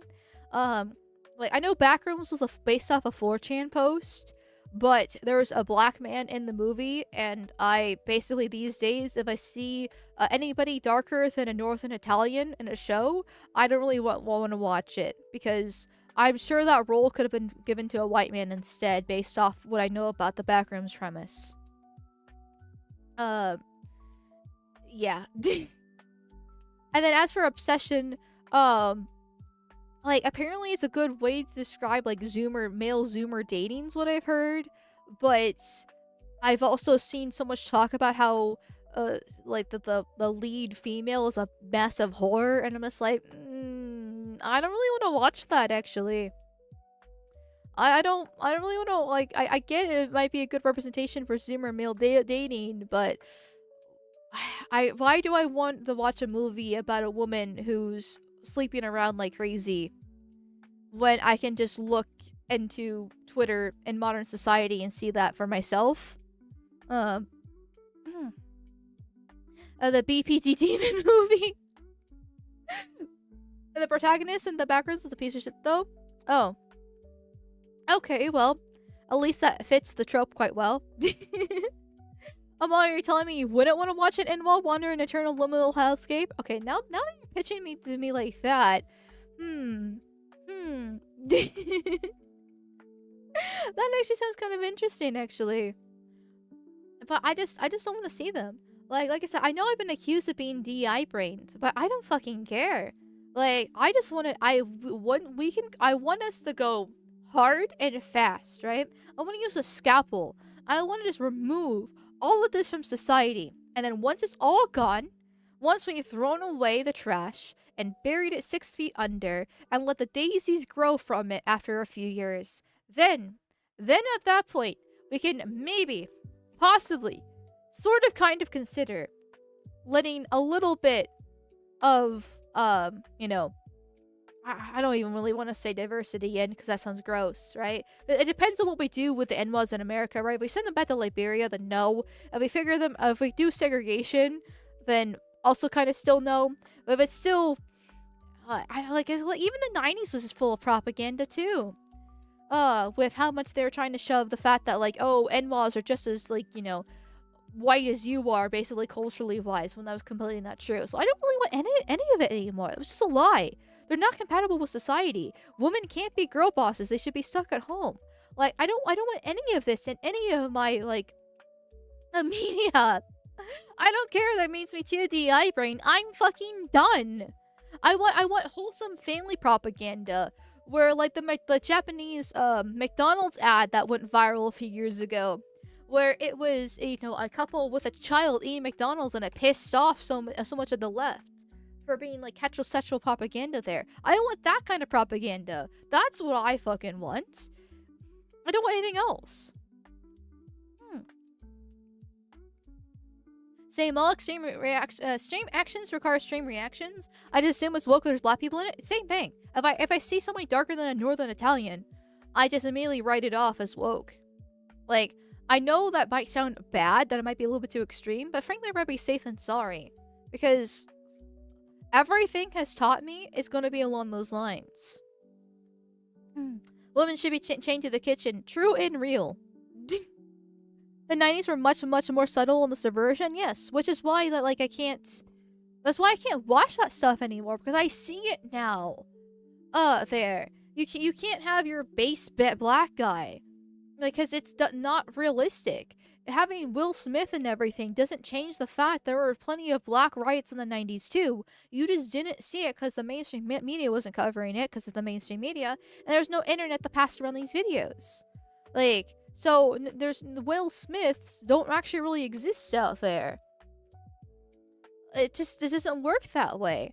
And then they purposely killed rock to let rap in instead. They've, like, multiple major musicians have talked about how they purposely killed rock music in the industry to allow rap in. Which obviously rap is very much NWA coded. Rock is very white male coded. And no matter how many times people try to bring rock back, it's not really working out very well. Like, it's still kind of coming back, and obviously it's, like, underground. There are plenty of bands that still make it. Trust me, I do listen to them. But it's not mainstream. They can maybe argue, oh, well, okay, well, it shouldn't be mainstream because everything that's mainstream dies. And, you know, I do kind of agree, right? You need to gatekeep your hobbies. But there's also there's good propaganda, there's bad propaganda. And good propaganda is pro-white, pro-family, pro-woman in the home, pro-sending the NWAs back to Liberia, and pro-America, or at least Western world, just in general. And that needs to be in the mainstream. There's a reason why it's the 250th year anniversary of America being founded, and we're about less than a month away from the celebration happening, and there's no hype. There's no love.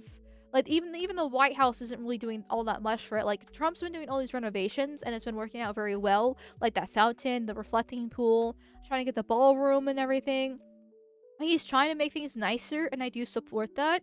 But there's no, like, if you go back to 1976, when they celebrated the 200th anniversary, it's a whole year event in every single major city. But in 1976, the demographics of America were about, like, upper 80% white, more or less, because it is after the 1965 Hart-Celler Act. So it was already sort of steadily dropping, but America was still very much majority white back then. There was still patriotism. There was, like, obviously the Cold War was going on, and so, you know, we had to be, you know, fuck yeah, America versus the evil Soviets, you know. But we don't have that anymore. We hate ourselves. The white people have white guilt. The Browns have completely overtaken between the H-1Bs and just the other visa abusers like L1s and O1s with the Indians. The Spics have overrun with the border. NWAs exist just in general. Obviously, all these Catholic charities or Christian charities in general bring in Somalians, Haitians, and various other disenfranchised minority groups throughout the whole entire world. The 500,000 Chinese students that are allowed on visas. Like, we are being inundated with nothing but foreign cultures that have come in and are stealing our tax dollars, unironically here, or stealing jobs, unironically here, and ruining America. So there is no hype, there is no love for it. Everybody recognizes that the country is dying, and there's only really one proper way to fix it, and nobody really has the balls to do so, because then it'd be Fed posting. Empires always last about 250 years with one exception that I know of. Yeah, which is not that surprising once you actually look at history and see that over and over again. It's just that it sucks living in the end times, knowing that it's basically over. And then we have to be, we are the men living through the hard times. Right? We are the weak men living through the hard times. So we need to become strong men to bring good times again. And it's not going to be easy. It's not going to be overnight. It's going to take many years. Maybe a couple generations as well. But it needs to happen because we are living literally through the hard times. So we need to become the strong men. Thank you, Amen, for the $5 reduce. Thank you. To be fair, Trump selling out, starting a war, and screwing the economy has killed a lot of the 250 hype in the MAGA camp. That's also true as well. I don't really think, like, I'm not sure if it was kind of there in the first place, but it was definitely had the potential to be there, because, like, I remember when the 2024 election happened, I streamed it. I did a 12-hour stream. It was actually one of my first streams as well. Trying to do the 2024 election there. The VOD is gone. I had to wipe the channel last year. Long story. But that was one of my first streams I've ever did. And I was so excited watching him win. The hype was so there. I mean, the ore farming that he did when he almost got assassinated at the rally back in July at Butler, Pennsylvania. And the him holding his fist in the air and saying, you know, fight. Like, that's what definitely 100% won him at the presidency there. Like, it was just a complete ore farming moment.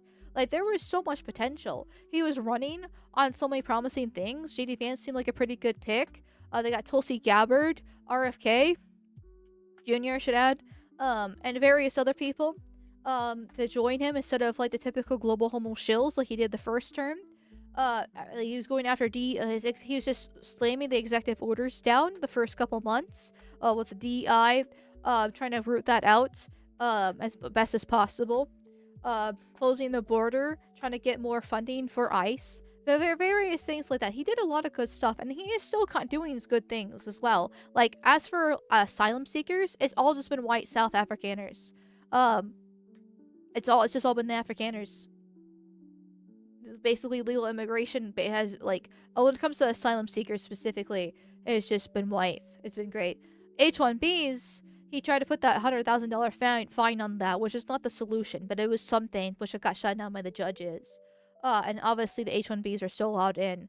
So, like, there's definitely still problems, but, like, he was putting band-aids on things, so at least he's still trying to put band-aids on certain problems, which is better than nothing, you can argue. But obviously the Iran war has just completely just screwed everything there. Uh, let's see. The Epstein files killed a lot of hype too with the mismanagement that happened there. I'm trying to think, because I know it's been a year of me just like blackpilling about on Trump. It basically started June of last year that I started being like, hey, there are some problems happening within the Trump administration. I don't mean to blackpill or anything like that, but there's some things happening. Obviously how close we are with Israel has been a major issue, just in general, but that kind of ties in with the Iran war again. Deportations have been completely screwed. The activist judges ruining everything has also been not solving problems. So, and Trump is allowing that to happen. Pam Bondi, Kash Patel have been disasters. It has not been working out for him. Because he's not going the full mile like he should. I'm not blackpilling Trump yet. He's still got 3 years. Yeah, but he's only like here's the problem with democracy in general, is that I'm not saying monarchy is better. I'm definitely not saying communism is better either, for the record. But the problem with democracy is that they have no incentive to actually fix things because they're only in there temporarily. And so you're only in there for like 4 years, let's say.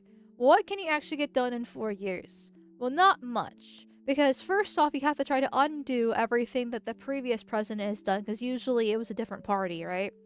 But then you have to go through the whole legal framework for that, if you're trying to do things properly, like Trump is doing, which is the problem here. And then so you have to spend some time doing that, and then you have to also try to put in your own policies as well, also within the legal framework if you're doing it right. And because of how much bureaucracy is in place, it's almost impossible to basically do that. And then you only have 4 years, and then you leave, and then somebody else replaces you. And then they have to kind of go through the whole cycle again. The only time a president can actually really do anything is to have consistent 8 years. Like Obama did, for example, and look how much damage he did to America. But it took him 8 years of basically continuous power to be able to do that. But then, he's out. There's no actual incentive to fix things, so you just don't have enough time to do so, and there's all these roadblocks in the way. It's just easier just to go and grab the bag and leave. And even for members of Congress that are there for their whole entire life, they get paid with thanks to the lobbying that happens. With APAC or ACT Blue, or both, depending on, where they stand, they have all these incentives to pass all these bills that are completely unnecessary just to let things go. Like, and now you have all these people, instead of actually having one person to blame, like a monarchy, and then a little bit of their oligarchs below him, you have all these people that are all part of the problem all being paid, and you can't exactly target one of them and be like, you're at fault, because they're all at fault there. It's just... It's such a mess. This is how to be able to handle things. And I need to blow my nose again, I'm sorry.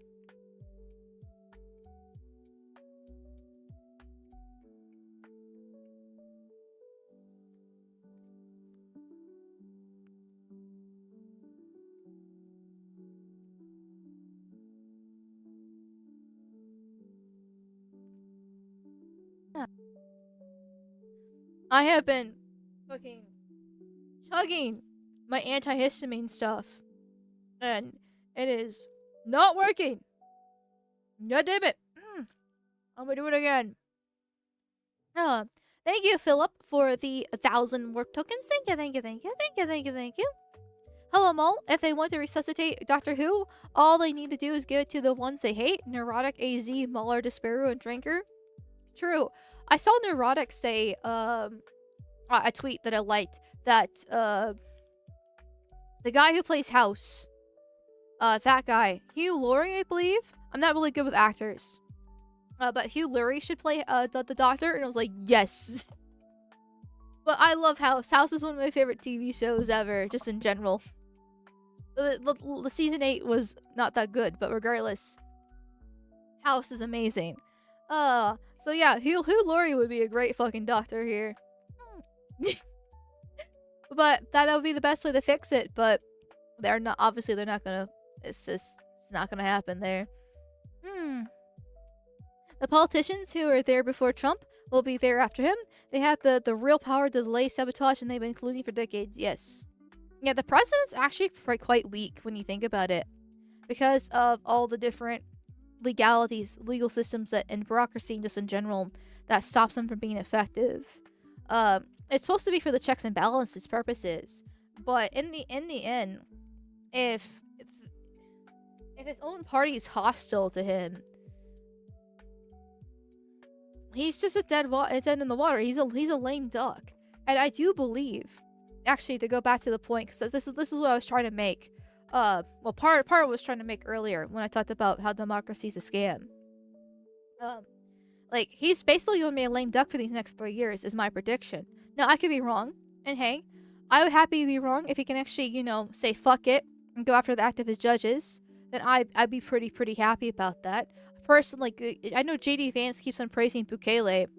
Like, they recognize that, like, I know they know that the Bukele style is how to solve things, but they're so scared to do so because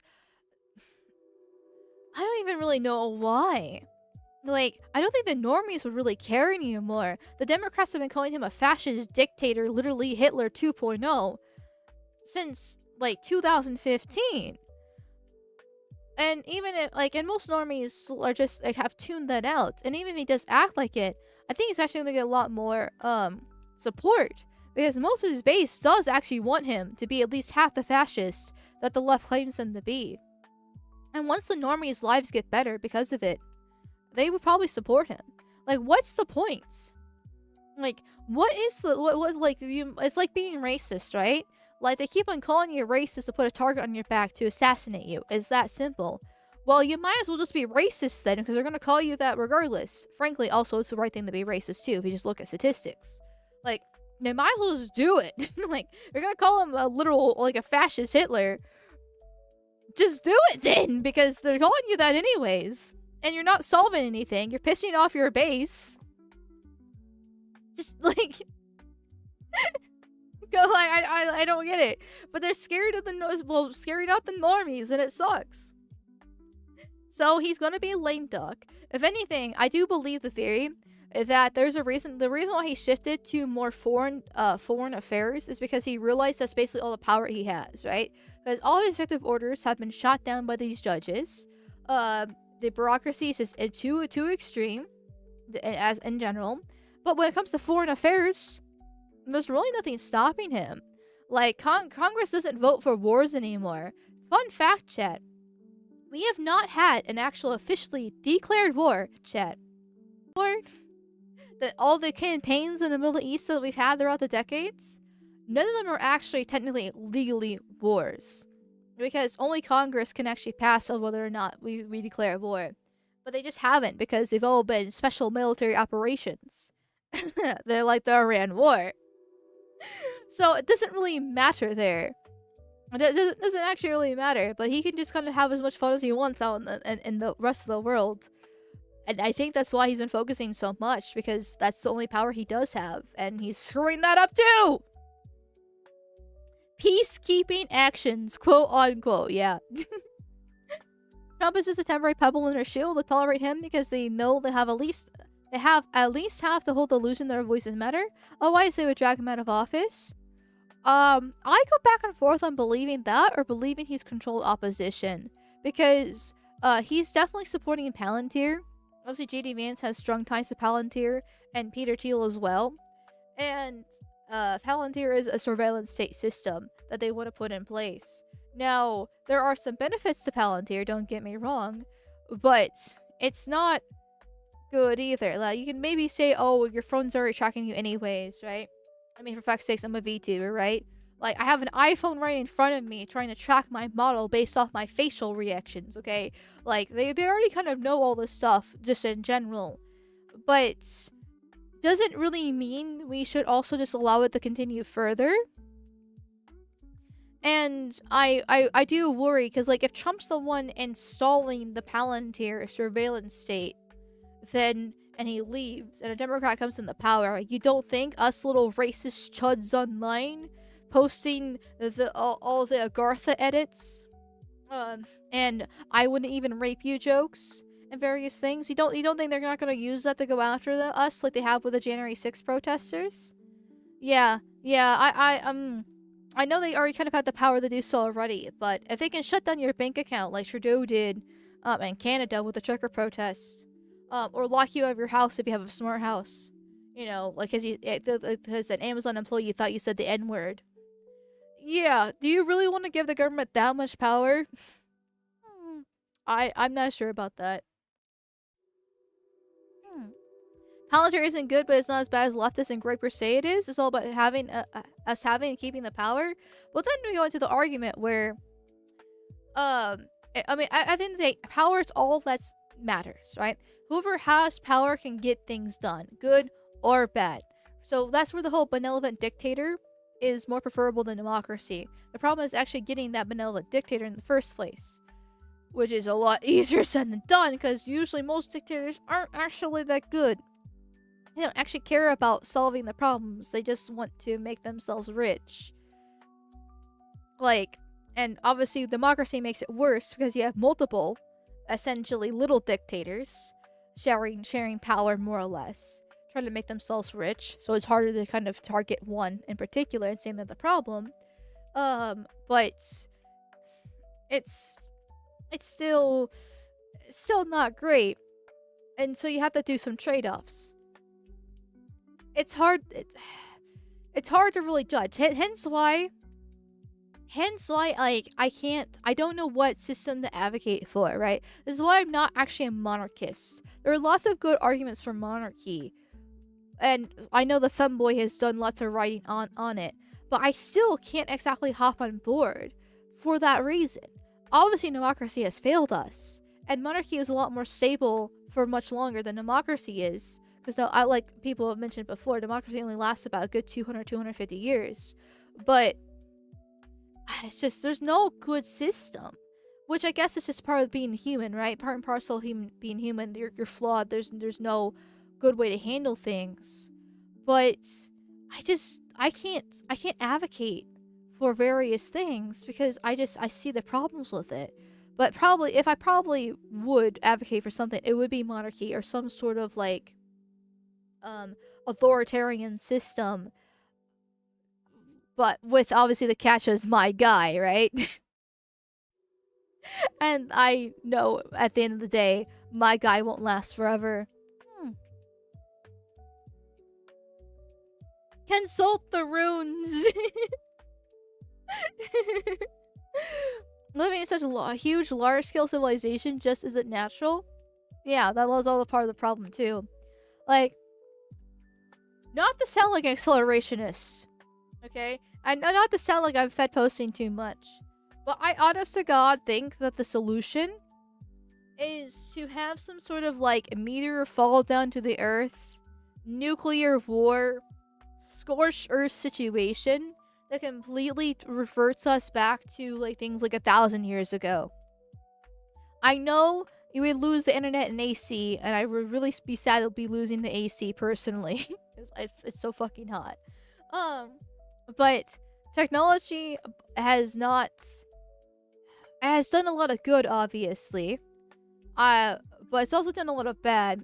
And us being such a global civilization that allowed the global homo to exist in general, right? Because global homo isn't just a funny way of saying, oh, globalists are gay, right? Global homo means global homogeneity.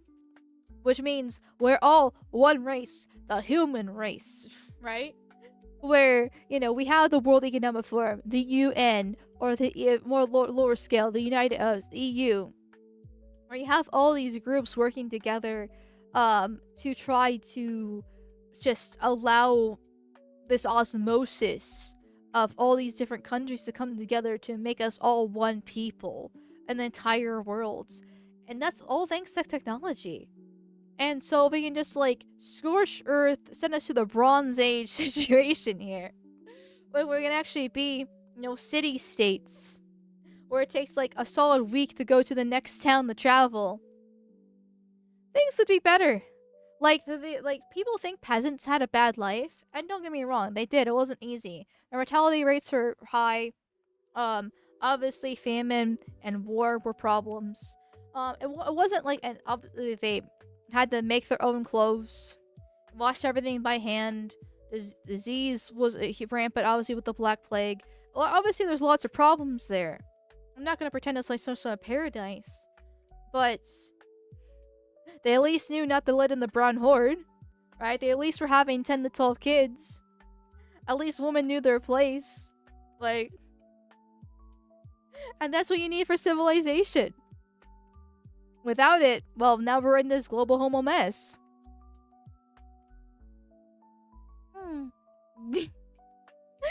You're only saying that because you're a boy who gets clubbed and beaten and dragged into the cave for babies. Where the child's gonna be clubbed and eaten? Well, exactly, right?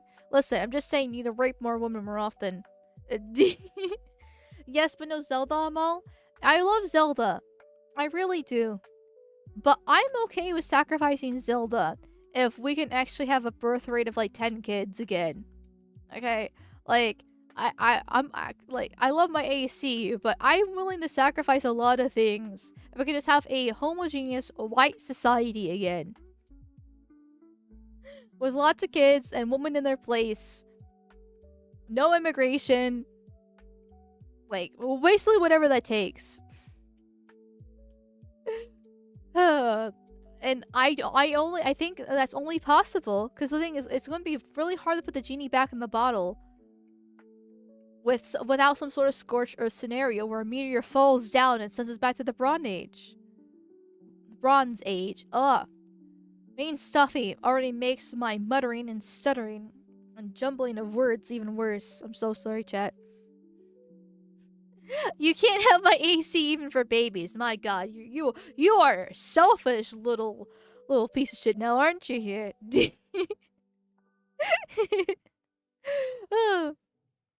Sounds good. When do we start? Well, I'm a woman, okay? I'm an innocent void, okay? I'm not the one picking up the pitchfork, okay? I think we all know. I'm here to support from the sidelines. I'll make the food, okay? I'll tend to the wounds. But I'm not the one picking the pitchfork myself.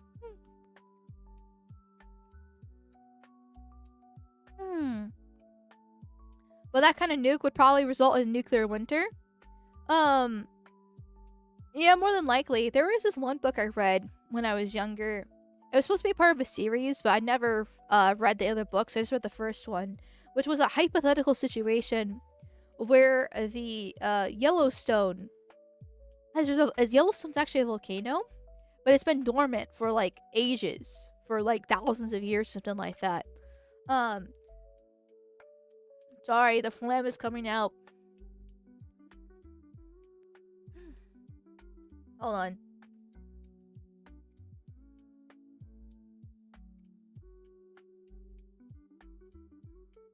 Yeah, let me try that again. Yeah. So, Yellowstone has been a dormant volcano for a very long time. And the hypothetical fantasy was that Yellowstone became active and blew up, basically, and caused more or less a nuclear winter. Not the same thing, obviously it's not nuclear. But if because people believe that if Yellowstone blows, it would completely change the world. As of how much ash that would be put into the atmosphere would cause years of global cooling. and completely ruin the surrounding areas. America would be completely fucked, but even the rest of the world would be screwed because of the ash in the atmosphere, causing the sun basically to be severely weakened, which would kill off a lot of vegetation, which then kills off various animals, and basically make life almost impossible to survive. And I mean, obviously, there would be some survivors, and there would be evolution after, centuries of living with the effects of that, because it would take centuries to actually, recover from Yellowstone blowing. But, yeah, that would basically cause humanity to almost die out. It's just fear-mongering. Well, it was a book. It was supposed to be a series. Like I said, I only read the first one. But it was a fantasy book, right? Maybe not exactly fantasy, right? But it was a hypothetical as if what if situation if that actually did occur. It was an interesting read. So we could stop global warming? Yeah. If we just have the fucking volcano blow, it will start global cooling instead. God, global warming is such a fucking scam. I could rant about that for a while. Anybody who believes that shit's retarded. Went from global cooling to global warming to now climate change just in general. Even though the Earth actually naturally goes through cycles because it's the Earth and you rotate around the sun. For hundreds of thousands of years, we have had multiple ice ages before. Like, it's not that abnormal here. I'm sure humans have probably accelerated some things thanks to the Industrial Revolution, but it's a very small amount compared to what the Earth naturally does. It's not that deep. It's just another way to have more government control. Green communism. Oh my god. Okay, there's also the whole thing with, plastic bags.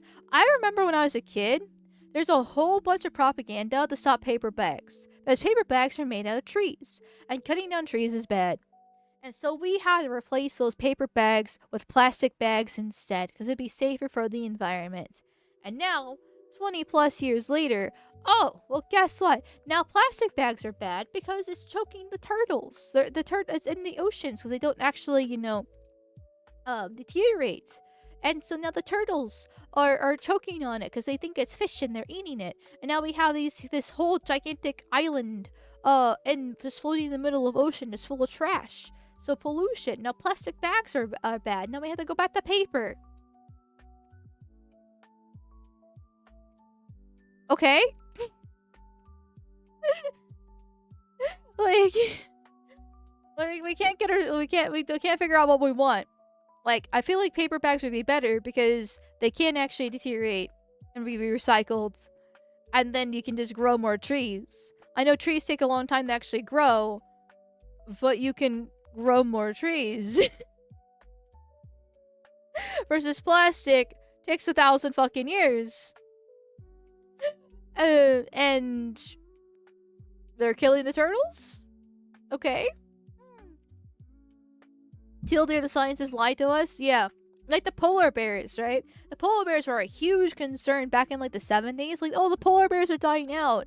And now, and people still kind of push that a little bit here and there, not near as much.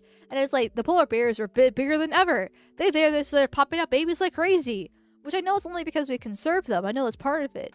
But it's oh, okay, you can't exactly use the polar bear propaganda anymore now, can you? There's absolutely more vegetation due to global warming as basic biology. Well, it depends if it's global warming and global cooling, because back in the 70s, there was also the global cooling happening. They've gone back and forth on it. But in the end, it doesn't really matter, right? Because, the Earth will change its cycle anyway. We've had hundreds of thousands of years of things going extinct and evolving into something new. I mean, the dinosaurs are a thing for a reason. We will be fine, regardless of the case. Nature will always win. Humans have the power to change nature. With weather, we can actually manipulate the weather, right? But If you leave nature alone for 5 years, it will take over. Like, look at Detroit, for example. All those dilapidated homes, because of the NWAs, like people, the white flight, and then the NWAs not taking care of anything.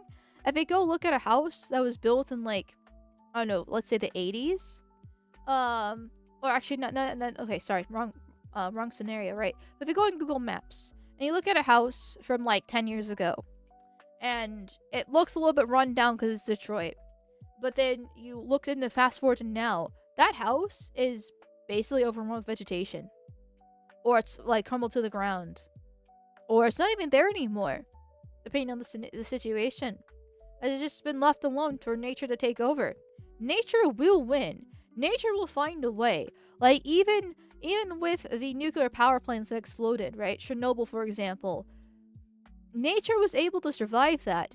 With a little bit of problems, obviously, because of nuclear waste and some radiation. But nature will always find a way and evolve around it. You just have to leave it alone.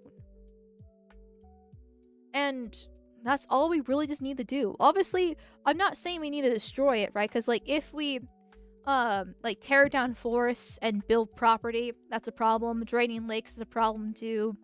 You know, we should conserve. Like, I'm a conservationist. I love national parks, or federal parks. Like, I do think that's actually a good government program to have. Actually trying to keep natural beauty alive in various landmarks and stuff. I'm definitely an advocate for that. But going the extreme method of over-regulating, telling people what they can and can't do, killing businesses because of it. That's the problem that Europe has. And just all this needless propaganda to scare people so they can have their cars with all this tech and stuff and like stop it. And then, like, if you at a stoplight and your car just dies and you have to restart again just to kind of help conserve the environment, retarded. If we should stop pollution, we shouldn't pollute. But if you actually cared about it, you should go after India and China, who statistically, the two of them alone, do about 80% of the world pollution. If you actually care about preserving and conserving the environment and stopping pollution. But they don't, because they rather just over-regulate and have more government control. It's a complete psyop. It sucks. There. If you just leave nature alone, it's fine. Conserve nature, but not at our own detriment. Exactly.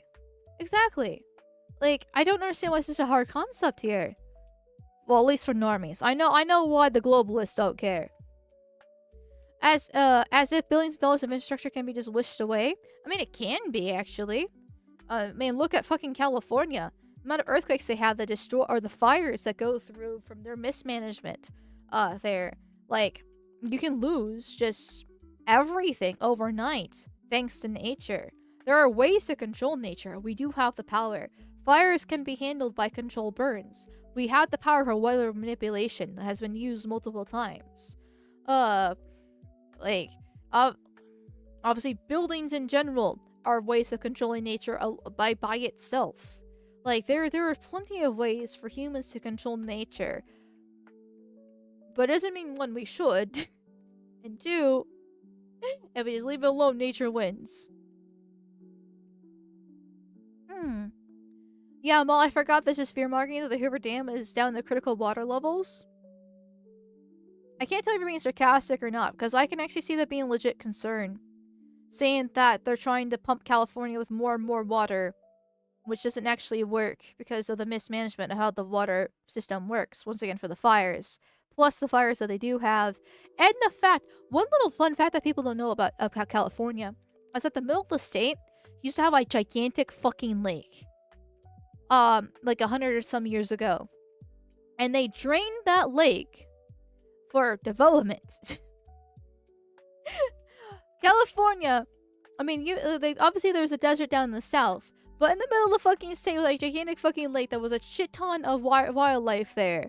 And then they drain the damn thing, and then wonder why they have so many fires and so many problems. They feel like you've ruined the ecosystem there. You're purposely turning that state into a desert by doing that now. Are you retarded? And now all these other states have to, like, you know, sacrifice their water for California's selfish desires. Like, there's a difference between letting nature do its thing and controlling nature and acting to the detriment of the people. As of mid-May 2026, the water level at Hoover Dam, Lake Mead, is 1,052.98 feet, sitting less than 3 feet above the critical 1,050-foot power efficiency threshold. This elevation is 177 feet below the reservoir's full pool level of 1,229 feet, leaving the lake at approximately 30% of its total capacity. So it's fine? There's lots of numbers there. The more numbers, the more confusing. Yeah, wait, it's below the reservoir's full pool level. Okay. So yeah, no, it's fine, actually. Like, 3 feet's not a lot, but it is when it's such a big dam at the same time. Like, it's not that terrible. Actually. If I'm understanding that correctly. We should still be careful once again. But, still. Also, I need to blow my nose again. I'm sorry.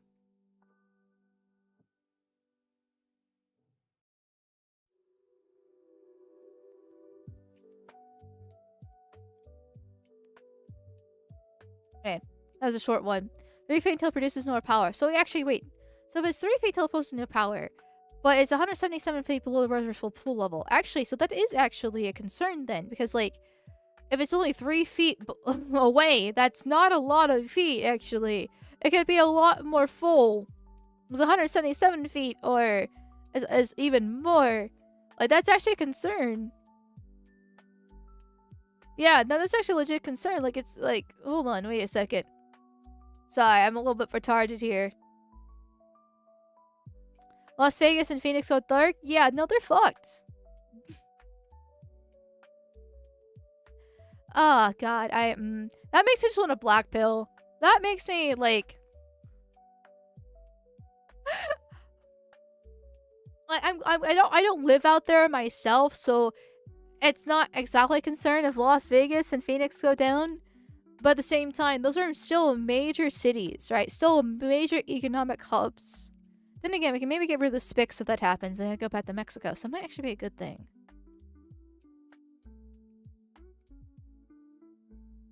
Okay, but still, obviously it's not good regardless.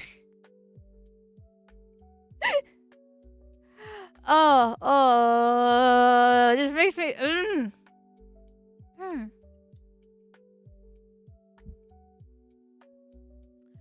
Apparently, a tiny hat couple, owner in charge of the majority of California's water supply. Can't say I'm surprised. For some reason, 2% of the population has so much control over so many essentials and high places of power there. She has a girl math moment. I'm sorry. I don't know what math is. Don't Delta Cross. Not only that, it gets better. I don't know if I really want to get better. Oh no, okay. Oh god. The Ogalia Aquifer, also known as the High Plains Aquifer, is America's largest underground water source and is currently being drained at a rate far exceeding natural recharge. Spanning 8 states from South Dakota to Texas, this aquifer supports roughly 30% of the U.S. groundwater irrigation and $35 billion in annual crop production, primarily corn, wheat, and cotton.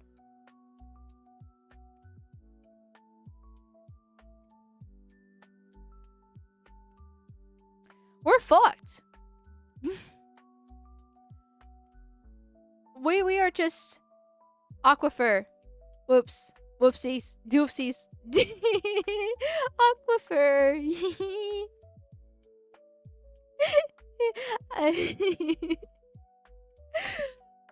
Once that dries up, we enter desertification. Yeah. Is there any way we can actually fix that? Like, surely we have the technology to take, like, ocean water and turn it into fresh water, right? Right? I know, obviously, that's gonna have some negative side effects in itself if we take too much ocean water. But, like... we're screwed, aren't we? It costs a lot to do that? Well, it's better than having a dust bowl, though. Olagala Aquifer, I've been hearing about that empty for being 10 years. I mean, I've been hearing that being empty for 10 years, so that might just be more fear-mongering then, but then I don't know what's true and what isn't true then. Because, I don't trust the government, right? Like, 30 on 30 on this fucking shit. Because it's just a bunch of mismanagement. It's like fucking Social Security, knowing that's supposed to be drying up here relatively soon. It's one of, it might be one of those cases where everybody knows it's dying, but it's a slow process, just like America, right? Like we were talking earlier. It's a slow death, but a death, regardless. So, Desalination expensive. I mean, it's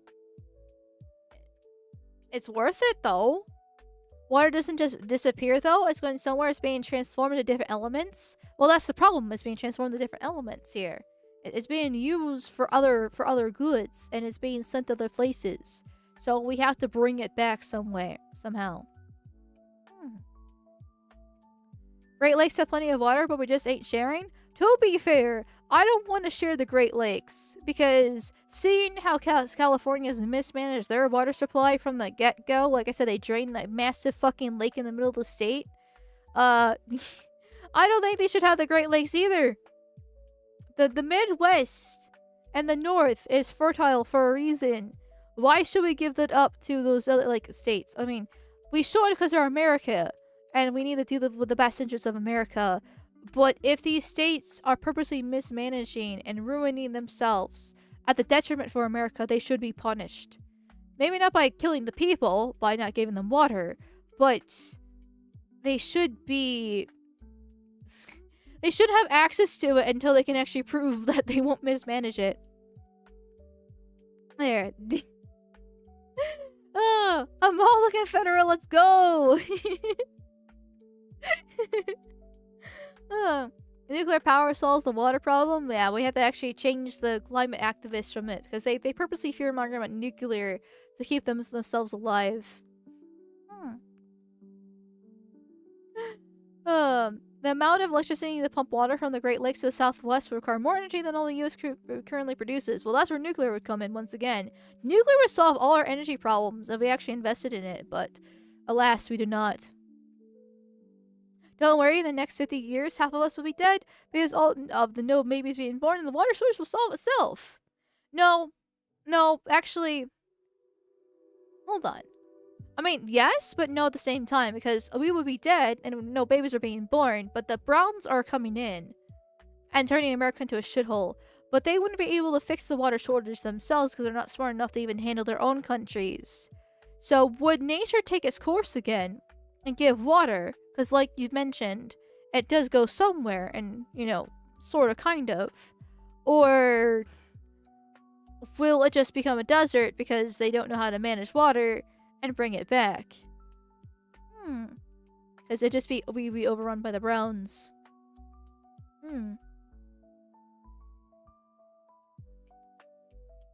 Aren't people 98% water is illegal? Problem solved. True, kill two birds with one stone. Find a way to make more water.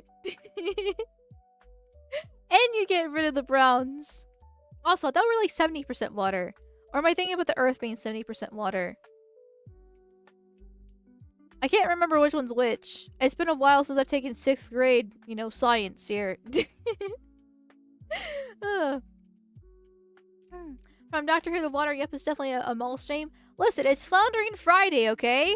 I go all over the place on Floundering Friday. There is no concise topic. I just get a couple things and we just yap from there. But speaking of topics, let's see here. We can do a few things. Like I said, I did get a few other things.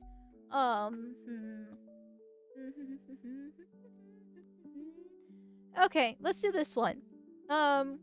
So for those that remember, about late last summer, early fall, if I remember correctly, there was a story of two Scottish girls being harassed by some gypsies in Scotland, and it became viral because of the girl this image right here, holding up a knife and an axe, trying to protect herself to get them away. And a lot of people, including some people on the right, immediately screamed racist because they were like, oh no, she's violent and schizophrenic, essentially. When it's very clearly she's scared for her life and for her sister's life because of the gypsies following them, with how many rape gangs are actually happening in Europe. And I made a video about this, actually. And YouTube gave me a strike on my channel for child endangerment. Yeah, covering a story about how a girl's being harassed by gypsies and how to defend herself. YouTube considers that child endangerment. Yeah, cool.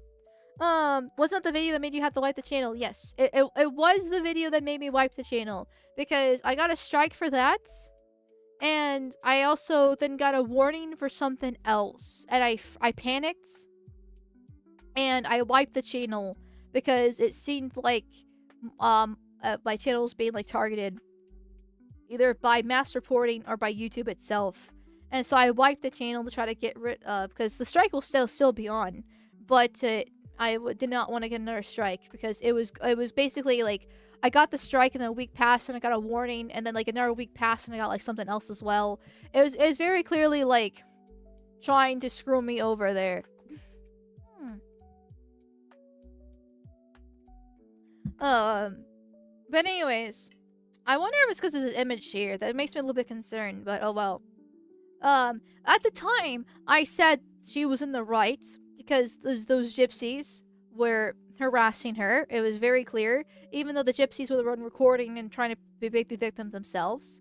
And then I followed along the story multiple times, and there were rumors. I'm not sure if this ever got exactly officially confirmed, but there was rumors that these girls were actually kidnapped, because there was reports on them being missing about a month before, and the exact same clothes that they were being filmed in the video here. There was an article I remember reading on stream about that, but I'm not sure that. But I haven't really seen that information being talked about since then, so I'm not sure how true that actually was. And then on top of that, turns out Dundee actually has a huge grooming gang problem by gypsies, and these gypsies were actually part of the grooming gang there. And so everything was basically checking out that either they either got kidnapped or were about to be kidnapped, until they showed the weapons here, and then the gypsy had the bright idea to try to make himself a victim.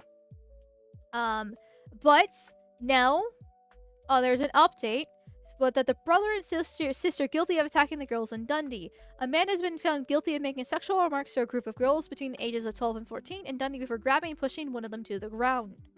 And fuck off, EBC. Yep. And so we actually have an article here going over the details.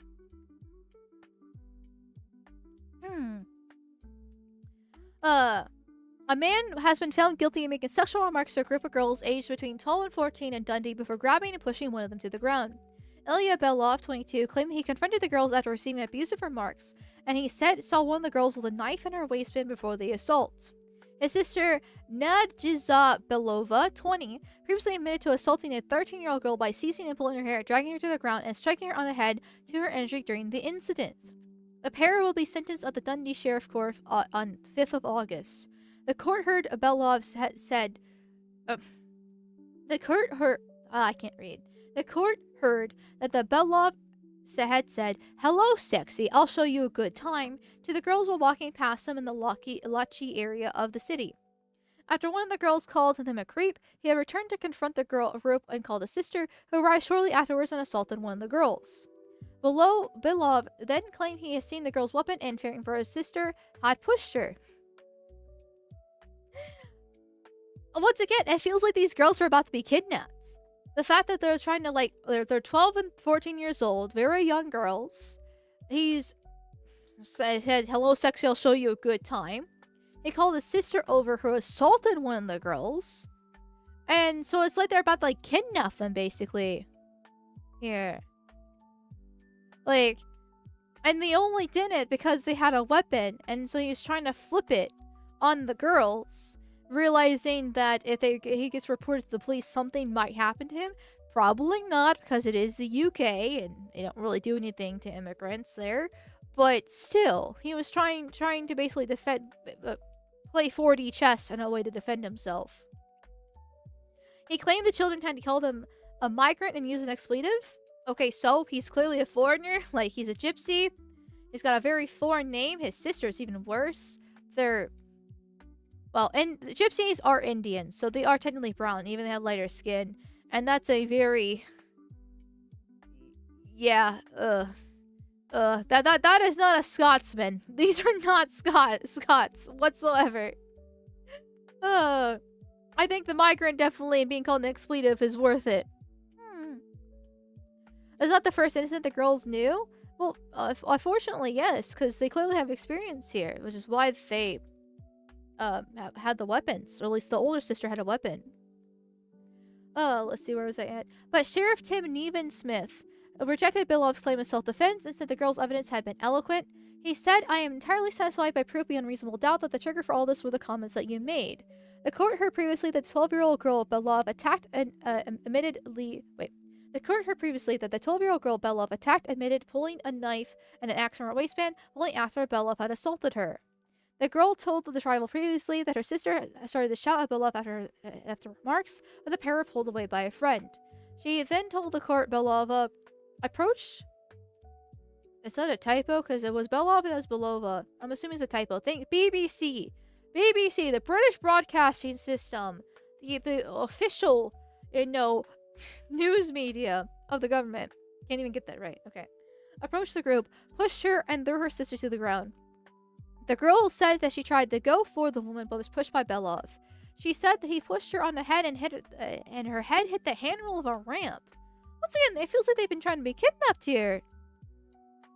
Cross-examined by Belov's solicitor Larry Flynn, the girl said she had then taken the axe and knife from her waistband and that Belov filmed her with them on his own.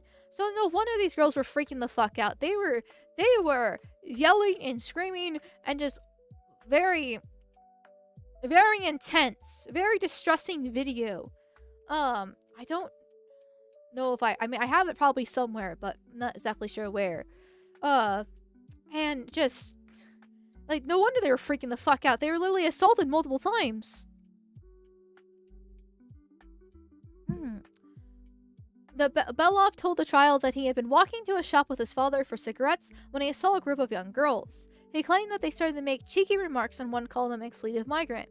Okay, so this is the thing about nuns, right? Is that even if the story is true, which I don't really believe it is, they will try to be victims no matter what and use race as a card, right? So an expletive migrant, so probably like a fucking migrant. Okay, guess what? If that happens to a white person, they'll just ignore it. It's literally the Boondocks clip of being like, well, guess what? I'm white. And he walks away.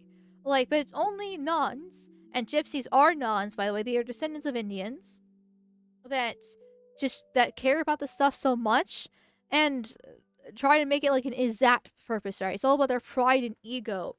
And they can try to use it to justify any of their actions as possible. Asked by Flynn if he said hello sexy to the girls or I'll show you a good time, he replied, "No, I swear on my God." On my God, not God. Swear on my God, foreigner.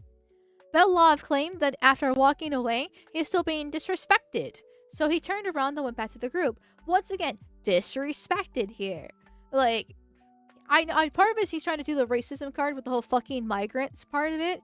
But disrespected is something, once again, like, blacks have a problem with this. You can see in America, which is why they don't like words like chimping out or the N-word, right?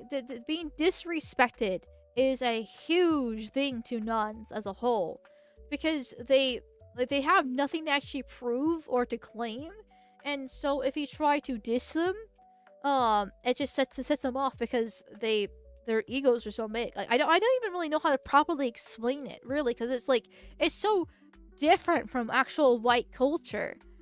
Because yes, there's something called disrespect in white culture, but it's not enough to actually like piss a white person off to the point of beating or stabbing and murdering when it comes to especially nons and like in-laws in particular. Like it's just I just can't wrap my head around it. Like, if someone's being rude to me, I don't care. Like, it's unfortunate, it's not pleasant, but it's not gonna make me start screaming at them and assaulting them and be like, I'll just be like, well, you're a bitch back. And then move on. Indian behavior is so obviously I know, but is that? Yes. I mentioned is that before, literally like 5 minutes ago here. But like it's not just is that, because it is that specifically Indians concept for respect themselves, where it's spread out to not only the individual but the family, and it's more important than literally anything else. It's literally their currency there. I remember reading the post about is that, and the example that it used was that if the reason why nothing gets fixed in India is like an example is that sorry, I'm struggling so hard right now, but bear with me, chat. I'm sorry. Like you have a landlord and the resident has the water cut, right? The water is not actually working properly for whatever reason. And the person goes to the landlord and be like, "Hey, the water is not working."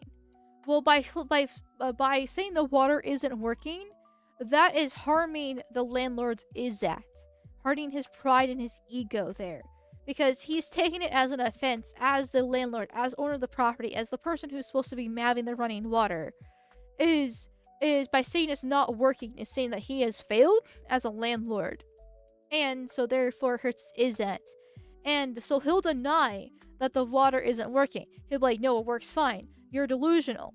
And by denying it, he is now hurting the residents' izzat by claiming he's a liar.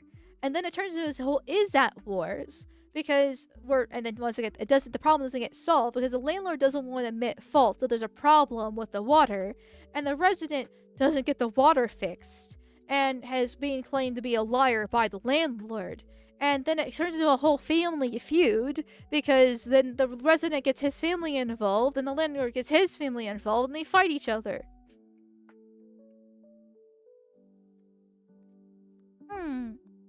Like, and that's that's the most backwards ass self-serving retarded shit I've ever heard in my life. But that's literally how Indians work. That's why nothing fucking works in India. That's why when they have online, right, Indians immediately start going like, "Oh, I'll fuck your mother or fuck your sister, or, we are the real superior race ourselves. We're the true Aryans." They'll make all these like really grand claims and or immediately start insulting you for it, because by criticizing Indian culture, you're hurting their izzat. Like when Tyler Oliveira made that poop throwing festival, they had a complete meltdown. There's a reason why they went after his life for it, because it hurts Indians as a whole izzat. And they have to defend themselves. They are blood and soul nationalists for themselves first and foremost, before literally anything else. And that's how this izzat works. There. And obviously it's pretty extreme and retarded here, but it's not, but they're not the only one with that culture. Once again, going back to the N-walls in America, right? Where it's you can see all the time on Black Twitter, TikTok, Facebook, where they literally say that if you disrespect them by calling them the N-word or just disrespect in general, that is justification for murder. They are very open about this online. Chinese also have a very strong response for respect too, though not to the same murderous or retarded extent like the Indians and the blacks do. Like, every culture has their version of respect and how they judge it and how they handle it, but almost basically all the nons take it to the extreme, to the point of dysfunction or murder. Only whites have disrespect and be able to walk away from it. And even then, that's technically relatively new, because we used to have duels, where if you did disrespect, you can duel to basically regain your honor. But that was nowhere near as bloody, and there was rules and regulations for how to handle it before it turned into a duel. And very often you would shoot at the sky to peacefully resolve it too. So it's just uh, it's always been a very major focus for society. But there are definitely better ways to handle it than others.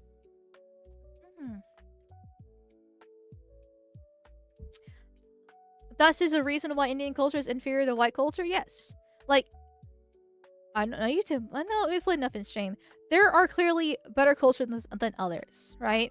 And Western culture is the best one. We literally built civilization.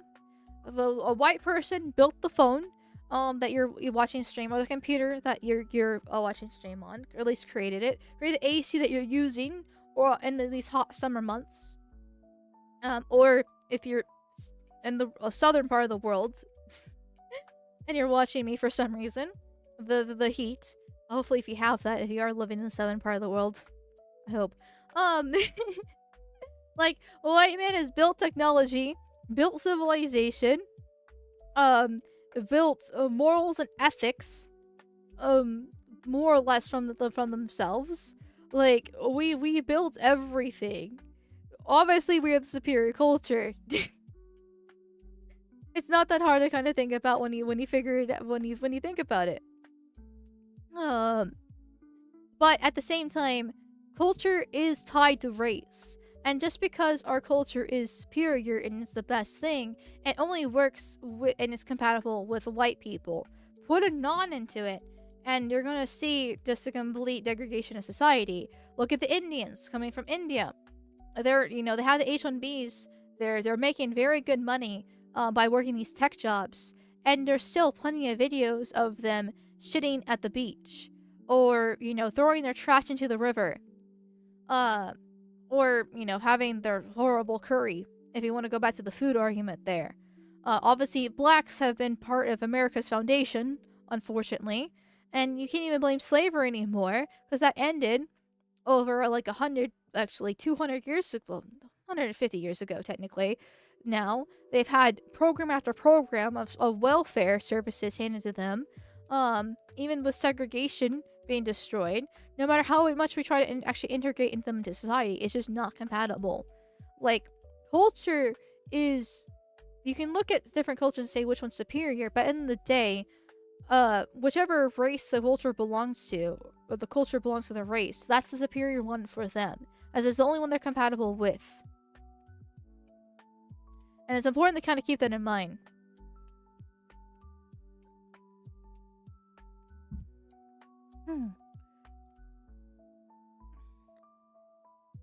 Sorry, I can feel my nose starting to unclog a little bit.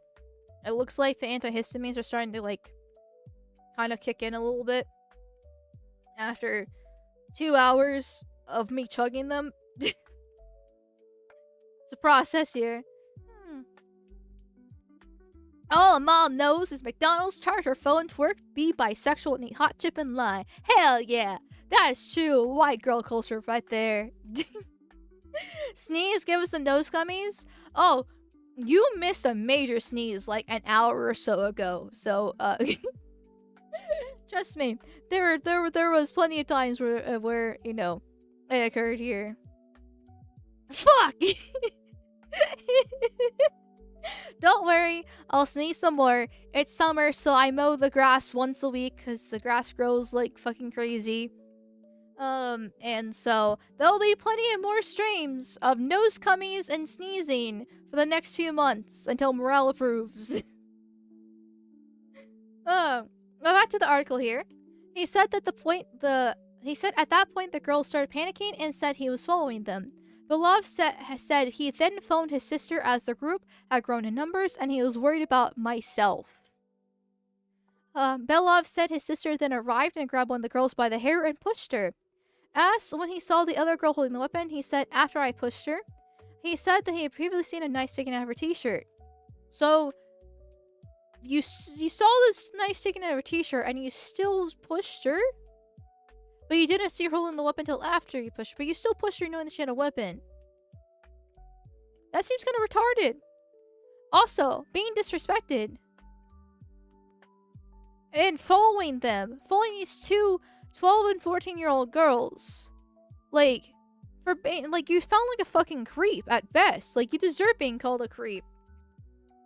Which I don't even believe his story, but if we do take it by face value, so you have a much older man who is supposed to be disrespected by these preteen girls, and you follow them. What? Gotta protect that Izzet, I guess. Asked why he pushed the girl, he said, I thought she was going to do something. Dude! Even if your story checks out, they're just making fun of you. What are two young girls are gonna do to a man that's twice their age and twice their size? Like, if his story checks out, they really shouldn't have done that because they put themselves in danger, clearly. But I don't even believe it. I do believe they're about to be kidnapped. Because there's a huge gypsy gang, a rape gang specifically, in Dundee. They have been shown to have ties to that rape gang as well. Like,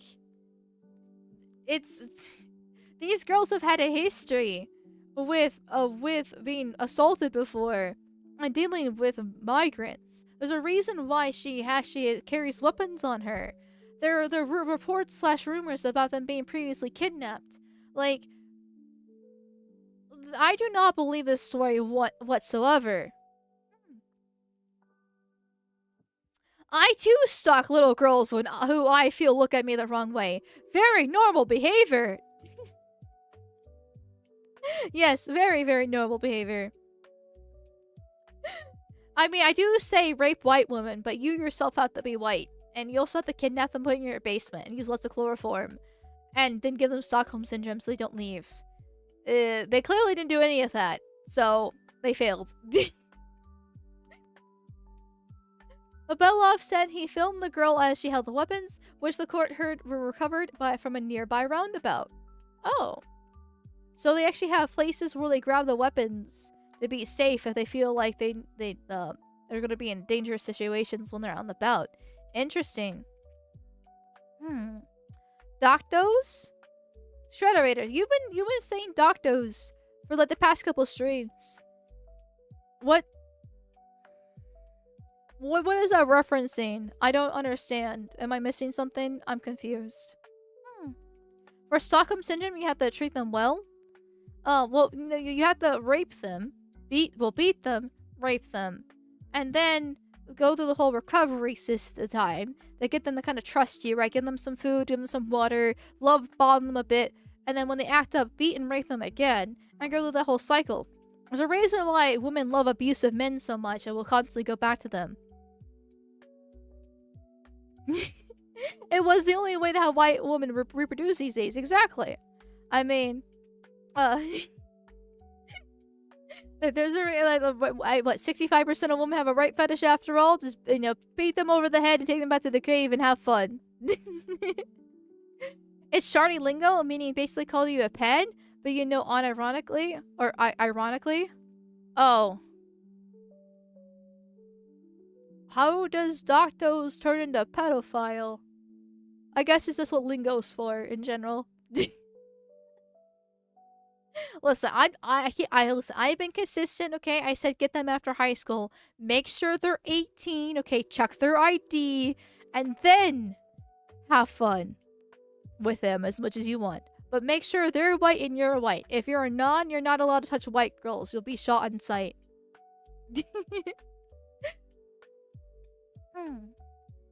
Heartbreaking CCTV footage. Prosecutor Michael Robertson asked Belov, "You were the adult in the situation. Could you not just walked away, couldn't you?" My point exactly. Belov replied, "You're right. I need to know why they're disrespecting me for no reason." He agreed and then disagreed within the same phrase. What? Like, he agreed, like, yeah, I could have walked away, but I need to know why they're disrespecting me for no reason.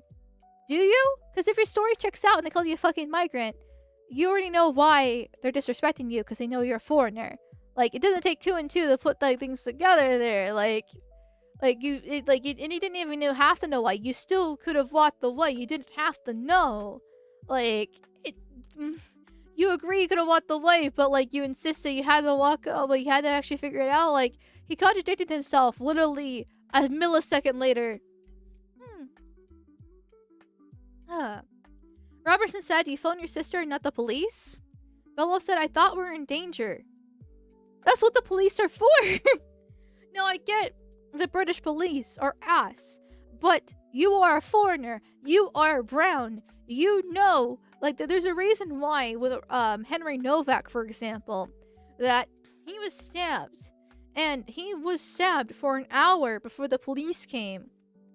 Because the Sikhs wanted to change the story and got the family involved and hide the weapon before the police would come, and made a whole deal about racist because they realized they couldn't actually get away with the fact that he was stabbed.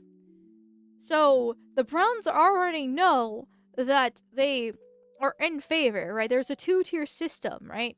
Like, it's done. The purpose of the system is what it does. They already know that. So the fact that he didn't phone the police to helps reconfirm or help basically, like, add more evidence to the fact they're trying to kidnap those girls. Because if they really were in danger, right, being disrespected based off of racism, they could have called the police and those girls would have gotten in trouble. In fact, those girls did get in trouble at first when the video went viral. They were originally arrested and and parents were interviewed when the video went viral originally for racism. So, like, yeah, I'm pretty sure they're trying to be abducted again. Robertson put it to Belov that he had not previously seen a knife when he pushed the girl, only saw the weapon after she got back up. He replied, "I'm pretty sure I saw the knife behind her back." Speaking of the conviction, a girl's mother told BBC Scotland News the guilty verdict was a good thing. Good. Yeah, it is a good thing, because her girl was being assaulted! She said they were telling the truth and they were slandered. There were too many lies at the start, so I'm glad it's all come out. The woman said that it was heartbreaking seeing her daughter get dragged about on the CCTV shown in court. Yeah, I fucking bet. Just because somebody insults you doesn't mean you get to attack them. Once again, if the story is actually true.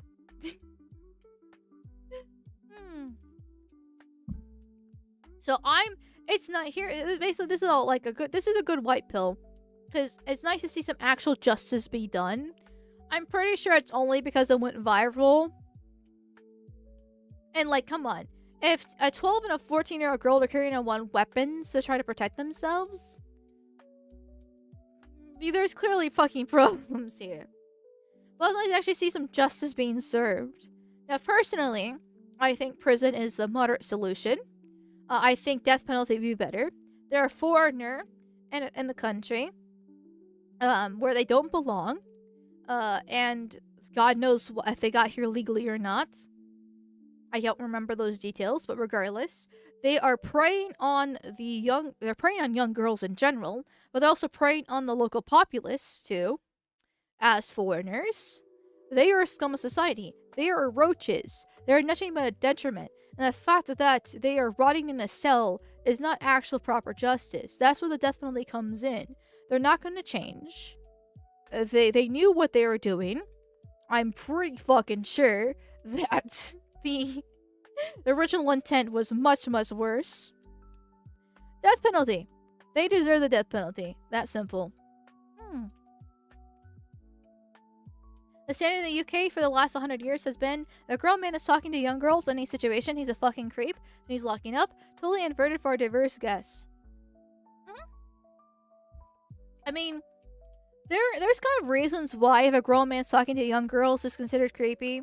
Like, obviously it doesn't have to be that way. And, like, how do I phrase this exactly? Because I know why we have this standard, and I do think it's good for good reason. But obviously taken to the extreme, which is what it has done, is a problem. Because it's gone between young girls to just girls and women in general. It's a bit more like, I don't want to say it's a slippery slope, but it really has turned into a slippery slope, right? Like, there's a reason why we had, stranger danger going on, like, and taught children in general to try to stay away.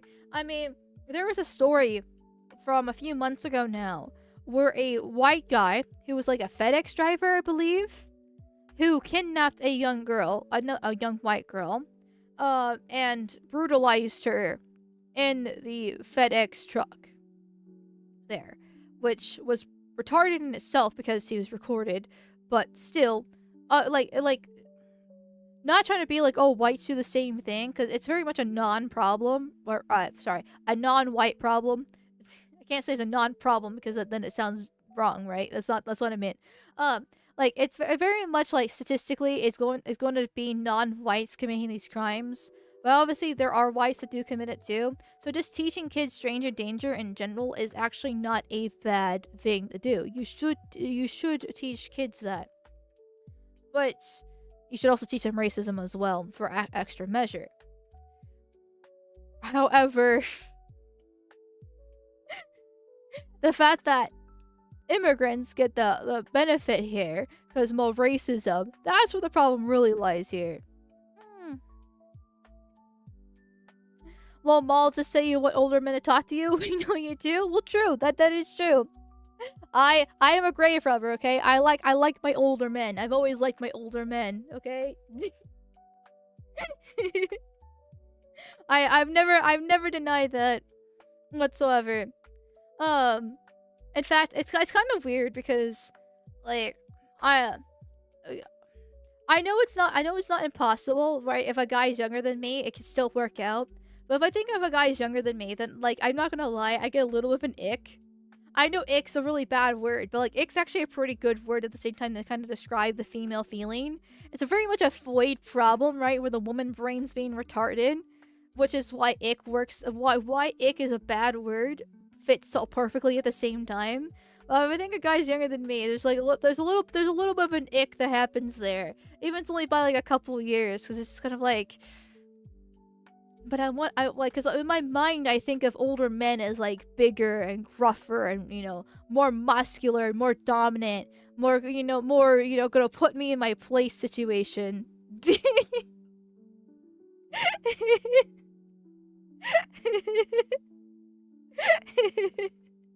But I know it's certainly possible for like a younger guy to be able to do that technically. But like in my mind, I know this is the case for just women in general. There's a reason why women have always preferred the guys being older than them. Like it's literally biologically ingrained in women to prefer older guys.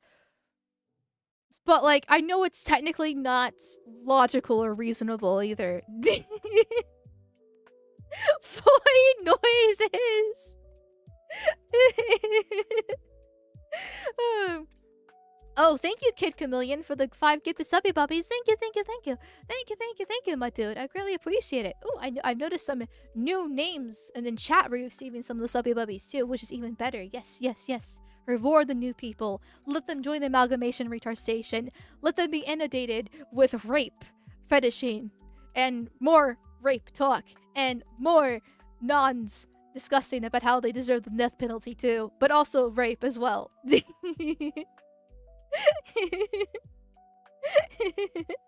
Thank you, Kid Chameleon. Thank you. Yes, I get the best email now. Oh my god, somebody else likes the wiggle butt. I love the wiggle butt emote. I love it so much. I use it all the time. I love the wiggle butt. Hell yeah. It's perfectly logical to prefer older men. Why wouldn't it be? Oh, it is. But like technically younger men too. But then again, a younger guy than me would be pretty young because I'm in my early 20s. But like it's still technically possible, right? Like it's still technically possible. It's just void brain happening, yeah. Utter disgust. There. Actually, speaking of void noises and women in general, this was in my recommended page recently. How modern dating trained women to hate men by Basic Logic. I know Basic Logic does some pretty good videos before. So, I know this is a white pill that we went over with these guys here. But why don't we end the stream on a good black pill about how women suck?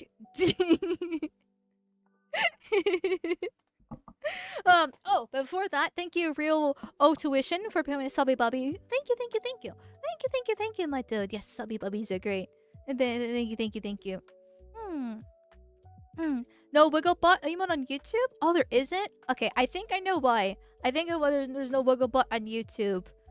It's unfortunate, but I'm sorry, YouTube bros. Oh, and thank you, Philip Fanuff, for the gift of subby bubby. Thank you, thank you, thank you as well. You guys have been really nice and generous with the subby bubbies recently. I love subby bubbies so much, but I like Kick a lot. And the subby bubbies get the cute little emotes, and apparently they're gonna have ads here soon too. So you might as well grab the subby bubby while you can, right? Oh, and with that, did we hit the subby bubby goal? Oh, we hit the subby bubby goal. Hell yeah. Thank you. Thank you, thank you, thank you. Oh, shit. Speaking of ads, actually. So I looked at the back end for the subby bubby goal on Kick. And apparently, there is a 3-second ad break that starts in 15 minutes. And I can run it now. Or can I change it to a 1 minute, 5 minute, and 10 minute? What is this? I saw that the ads are coming on Kick relatively soon. But apparently, like, has there been ads on Kick this is stream yet? Or... I'm curious. Let's see, you encounter 1 auto-triggered ads every 60 minutes. So let me... I've been streaming for a couple hours now. Has there been ads then? Interesting. Well then, like I said, grab the subby bubby while you can. Because I'm assuming that's going to be one of the benefits of subby bubbies to get around an ad. If it's not, then that's gay. But I guess we'll find out in 14 minutes and 15 seconds on the Kick side of things. There. Oh, what the fuck did I just click? I clicked something that looked bad. I don't know what I clicked, but I clicked something. Anyways. Speaking of shitty things like ads. Oh no. Outlook wants to pop up. That's a pretty shitty thing. Yeah. Also, women. If I can fucking start the video with anything breaking here. Outlook, suck my fucking cunt. There we go. Everyone hates modern dating. People blame dating apps, but is technology the only thing to blame? Past generations made the short-sighted choice to abandon the traditions and customs that used to govern romantic interaction and matchmaking. Instead, now we have open dating. In theory, it's freedom. Anyone can go. I know he's throwing fire on the church here. And that is for good reason. But the church is at fault too. I know that sounds mean here. Because I know most of the community is some sort of denomination of Christian. But I come from the Catholic side of things myself.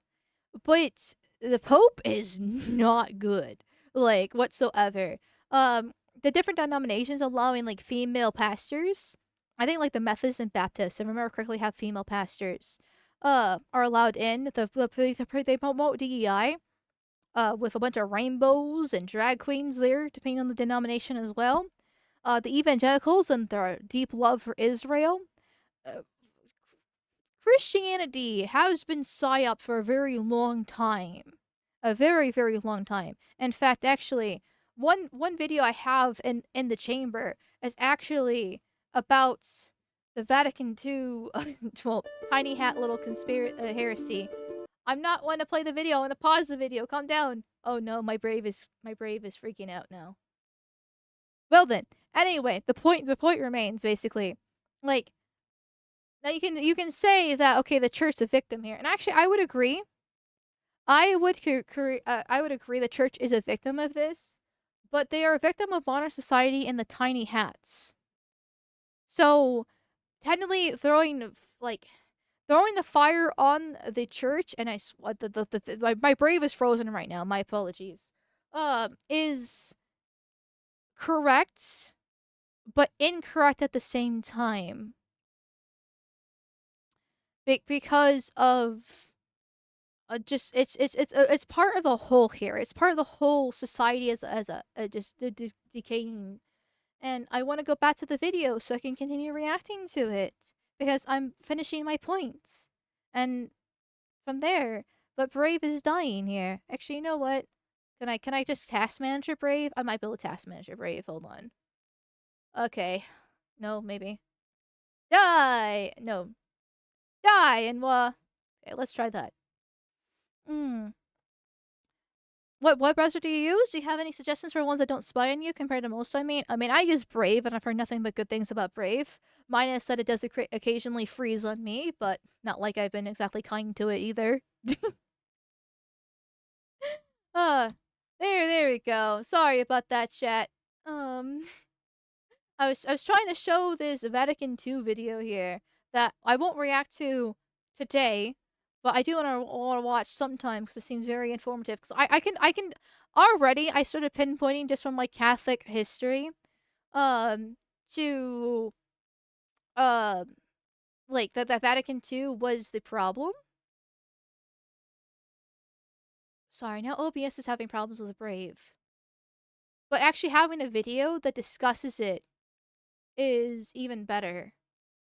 That's way more informative than just my kind of like my void brain piecing things haphazardly together for various stuff. Uh, there we go. Okay, everything is fixed now. Finally. Well, back to the actual video that we were trying to watch here before everything kind of fell to pieces as my last resort. To govern romantic interaction and matchmaking. Instead, now we have open dating.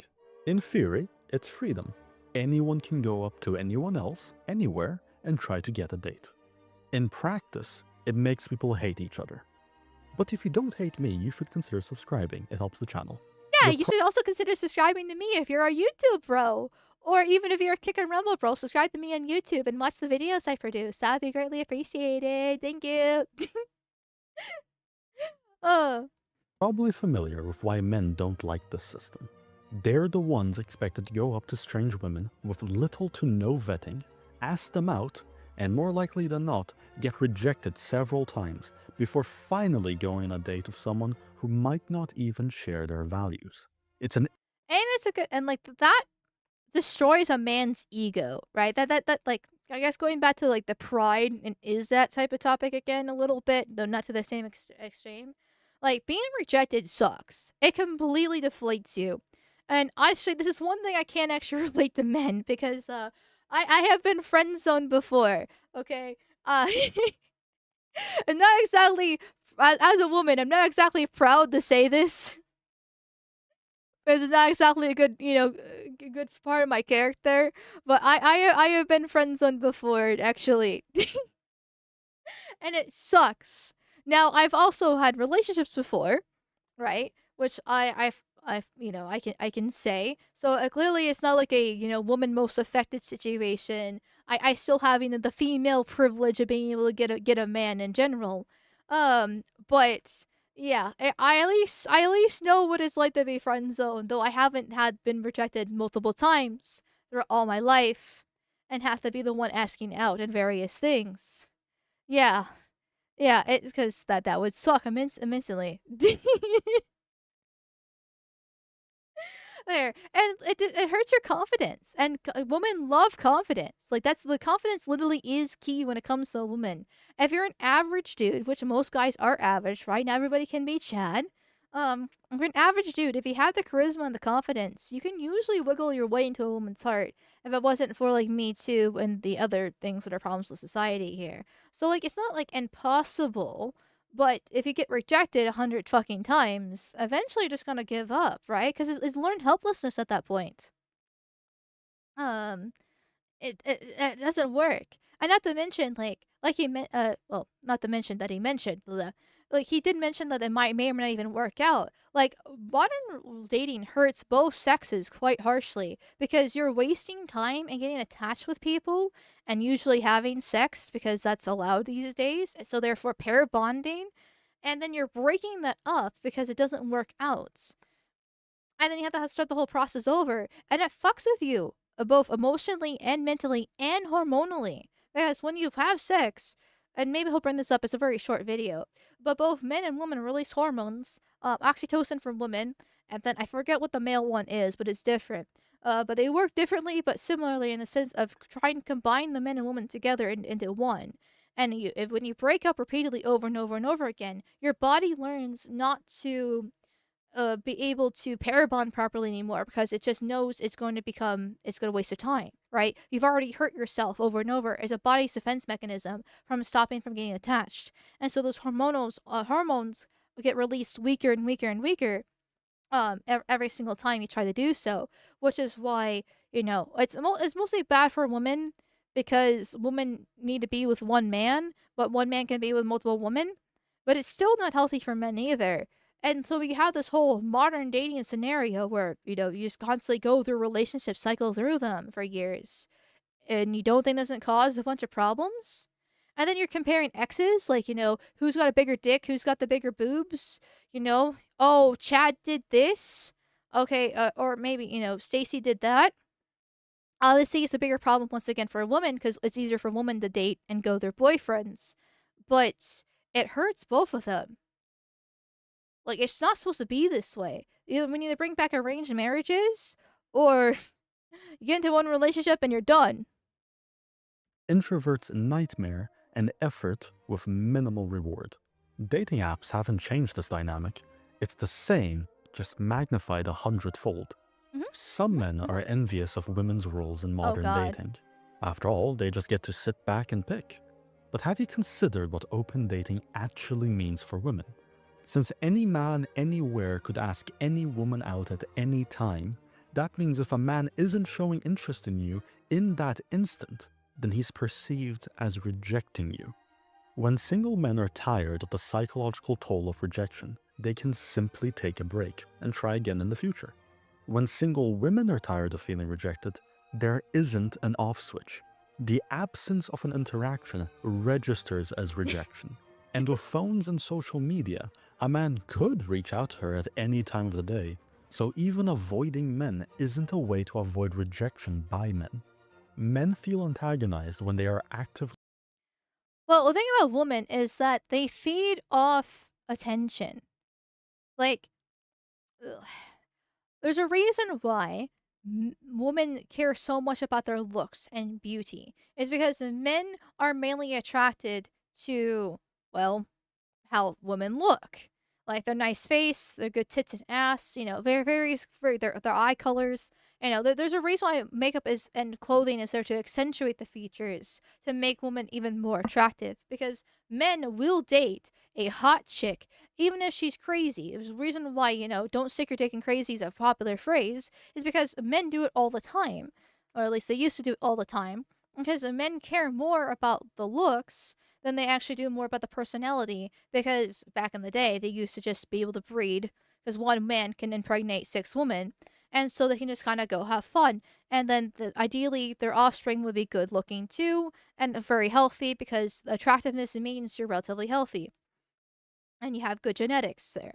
Versus one woman can only be impregnated by one man, and so that's where she cares more about resources and status. And status usually provides resources. That's where the money comes in. The werewolfing billionaire across the room meme type of deal, where a woman will date the really rich, 300-pound, 60-year-old man just because, and have sex with him just because she'll have access to his money and resources and the lavish lifestyle. So it doesn't matter as much. Basically, my point is, I'm taking a long time to explain, is that women feed off attention because their whole value is based off their looks and everything, and having men like them, hoping to secure the one werewolf billionaire at the end of the day, which is why e-whores are such a big problem. And if they don't get attention, right, if a woman gets rejected, she gets a little bit schizo. Rejected by a woman after initiating an interaction. But women feel antagonized just by men existing, and especially if he's asking out other women. This setup guarantees resentment. And what do some women do to offset those feelings of chronic rejection? They pursue attention, perhaps by dressing in immodest ways or posting more revealing content on the internet. Since society abandoned tradition, there are no guardrails against immodesty. In doing so, she will get more male attention, but not the kind she wants. Lust will replace genuine interest. The results are an unfortunate feedback loop. Healthy men do not appreciate immodesty, leading to increased rejection, leading to increased attention-seeking behavior, leading to an increase in lustful attention, and therefore a decrease in the quality of men. I mean, the solution to this is going to be radical, and that's just get women off the internet. Like, being inundated with all this attention is not healthy for anybody, ever. But it really one-shots women because the reason why wholeflation exists is basically making a regular mid 6 out of 10 woman who is basically just average, right? She's mid with nothing. She might, be, like I said, she's mid, so she's relatively attractive, but average. Regular ass personality, likes Taylor Swift, and traveling, and she thinks she's a hot 10 out of 10 babe because she's got 100 men in her DMs within one day. And it creates this false sense of inflated status. And so she doesn't actually settle down because she'd rather go through the whole cycle of attention first. Before actually, realizing, oh, wait, maybe I shouldn't have been a whore this whole entire time. Instead. And so the only way to do that is just to get them off the internet. Like, there's still a problem with the free market dating, like, but it was nowhere near as bad in the early 2000s. Like, you still had, people having sex before marriage. You still had women who had the advantage in relationships, would have a few boyfriends. But there's the reason why the meme of fuck, what's it? God, whoa, what am I blanking on? The one guy who is simping for that goth chick who's got 7 boyfriends.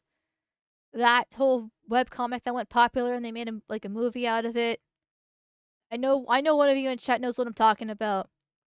Basically it was considered humorously crazy that she had 7 previous boyfriends at the time. And he was actually kind of going with her, trying to go after her. And that was written like the early 2000s. So, Scott Pilgrim, thank you, chat. Thank you, chat, for being my memory, because Lord knows I don't have one. Like, that was considered crazy for her to have 7 exes there. And that was written in, like, the early 2000s.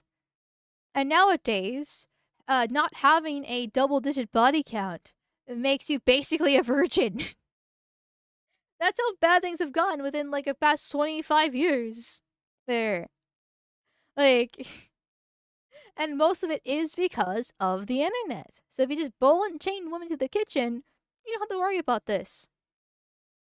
In time, all interactions with men become negative. Higher quality men stay far away. Meanwhile, men of lesser character make themselves abundant. This is a painful situation to be in and damning to a woman's self-esteem. To lessen psychological pain, there is a convenient lie a woman can tell herself. All men are like this. Since the good men seem to avoid her, it's easy to generalize from the pool that remains, often those lacking self-control or respect. The upside? No need to acknowledge the painful reality. Just blame it on all men being trash. The downside? Misandry. Well, that's because... Like, I know this whole video is, like, how modern dating trained women that hate men. And it's technically true. Like, everything he's making points of. But a lot of it, the reason why we have modern dating in the first place is because of feminism.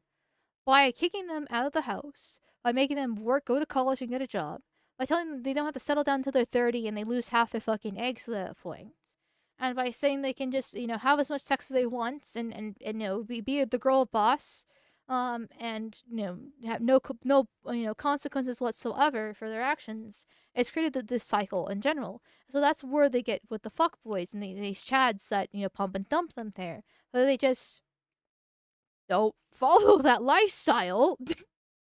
If they can somehow wake up earlier, which is easier said than done, unfortunately, because when you have constant propaganda from both the schools and TV, from even your own parents, being shoved in front of you from the day that you're born, it's kind of hard to realize it, in advance. Like, for me, I got very lucky because I had a good father figure, and I started watching Sargon of Akkad when I was about 14, 15 years old.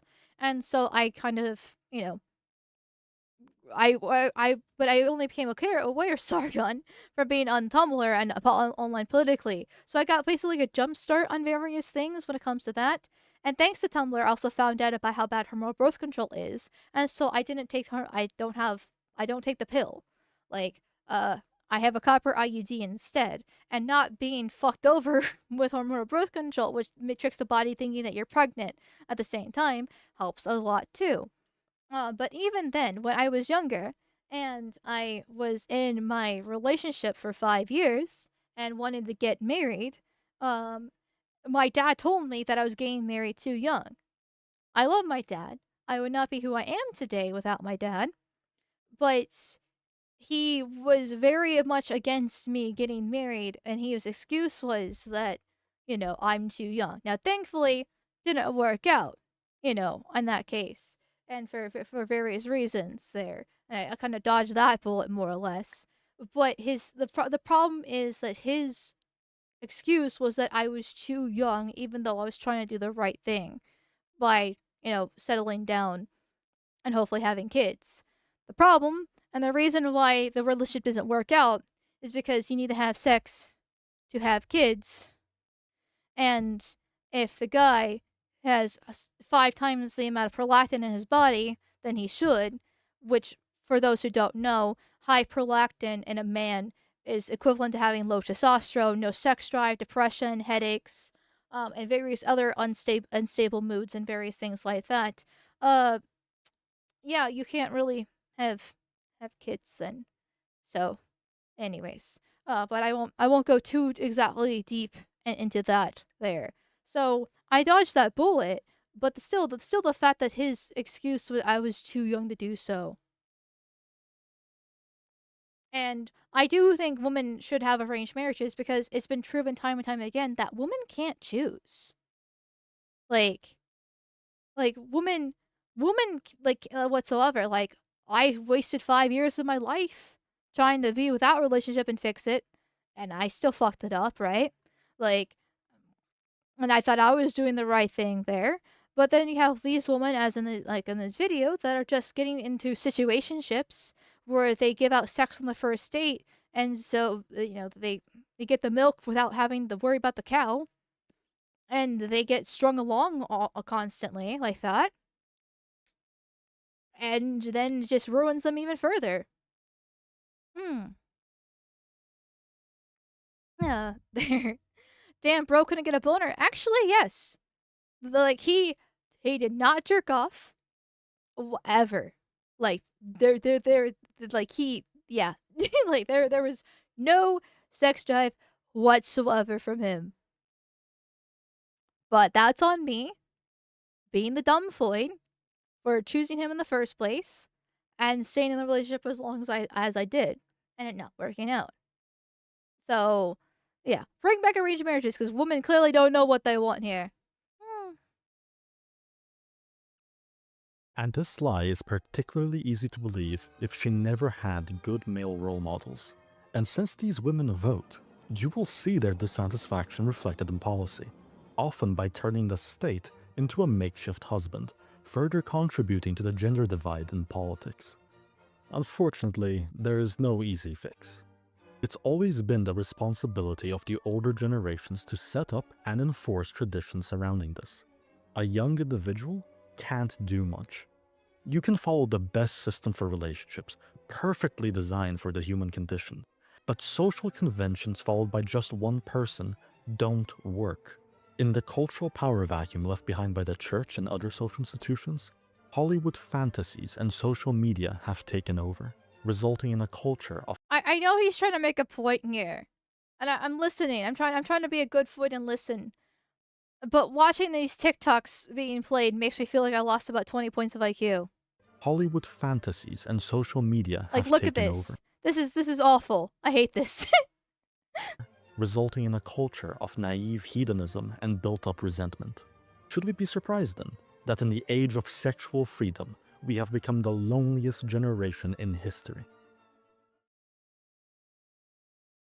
I know the point of basic logics videos is to be nice and short and sweet and concise about various things. In the Which is technically true, but like there is technically an easy fix. It's just gonna take a lot of a lot of force to do so. To put women back in the kitchen. But at the moment if we just kinda let things as they are, it's not gonna work out. We're gonna have a massive period which we already are going through this drought already. Of where just men don't have girlfriends. Women just get fucked by Chad and regular body count. They get settled down at 30. They have maybe 1 or 2 kids at best because they don't have enough within their egg's lifespan to have more than that. But it's a very few women here and there. More men are waking up to this scam. That they're the ones being like the backup plan for her just to settle down, which makes them more adverse not to do so. So then we're not having kids and not having relationships. And well, the society dies that way.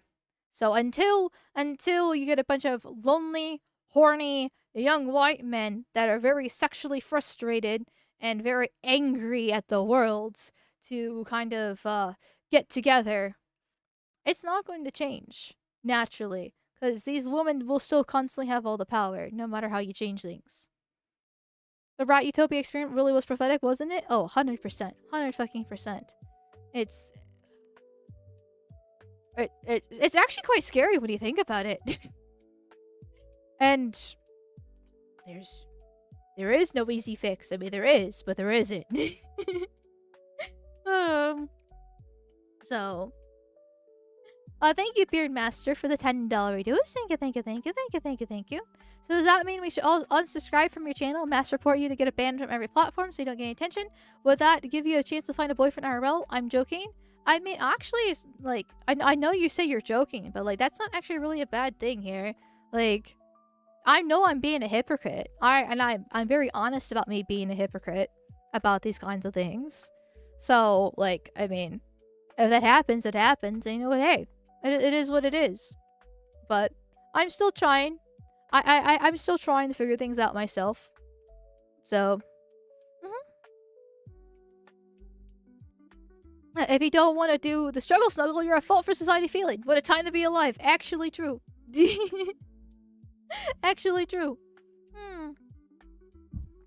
Yeah, people I've told about the Rat Utopia experience are so fast to brush it off, but it's scarily consistent with human behavior the more society slips. Yeah. It is, but there's no really like, until they actually face it themselves, they're not going to wake up and realize it, unfortunately. Which is a very slow process there. We could just auction you off to the highest super chatter. No! I'm not cattle. I'm a strong, independent woman. I have my own body autonomy and feelings, okay? The fact that you would treat me like that, like a slave, is very disrespectful and rude and very, very mean. I can't believe you would treat me like that. But then again, that maybe wouldn't be such a bad idea, actually. Oh. I think the moment feminism encouraged women into the workforce and devote societal empathy has seeped into the soy society the West is today. Yeah. But then it goes back to the fact that feminism is actually really just communism. Like, the Soviet Union was actually the first ones to really actually have women's rights. Because it was supposed to be bringing equality, right? You know, having women in the workforce like that. And it's had been nothing but a complete disaster for society that way. Because when you put women in the workforce, when you take half the population, all of a sudden overnight, put them into the workforce that dilutes the wages immediately. Put them into colleges as well, so it creates an oversaturation of degrees and demand there.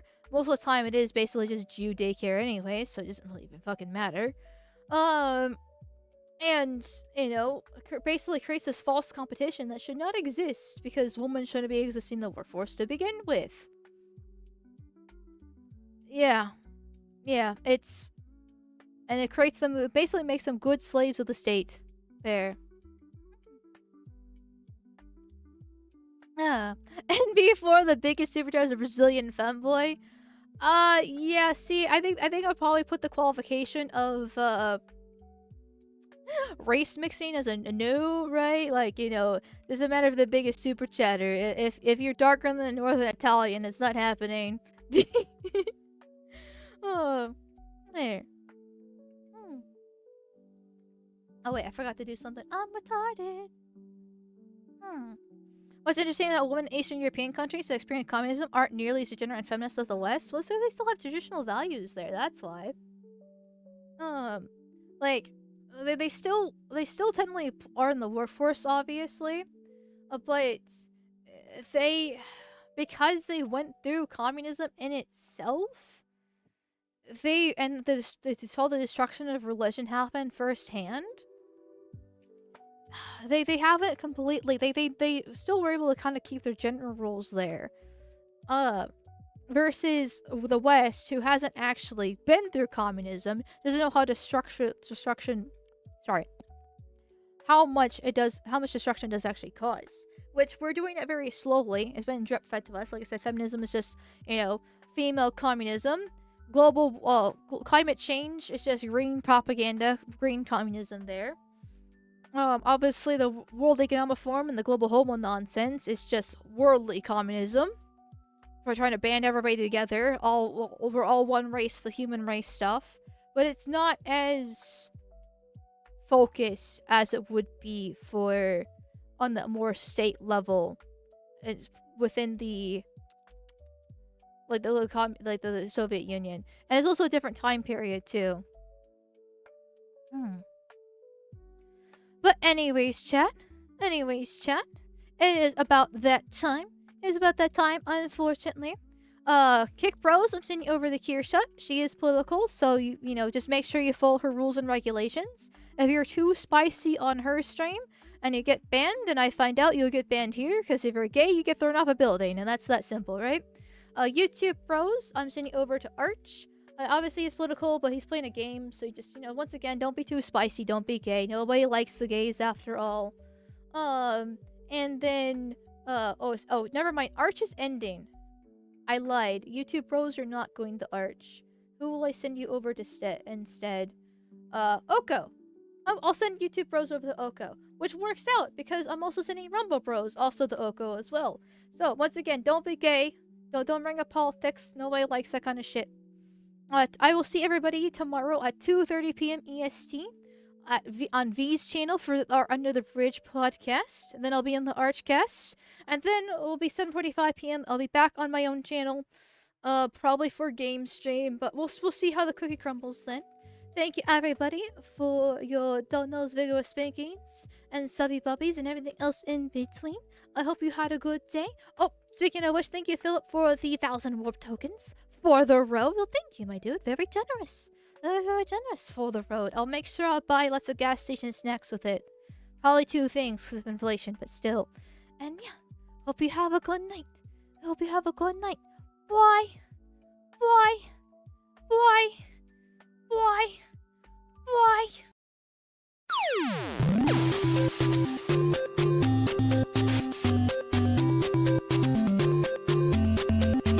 I mean, hey, if Pac-Man affected us as kids, we'd all be munching magic pills and listening to repetitive electronic music, am I right?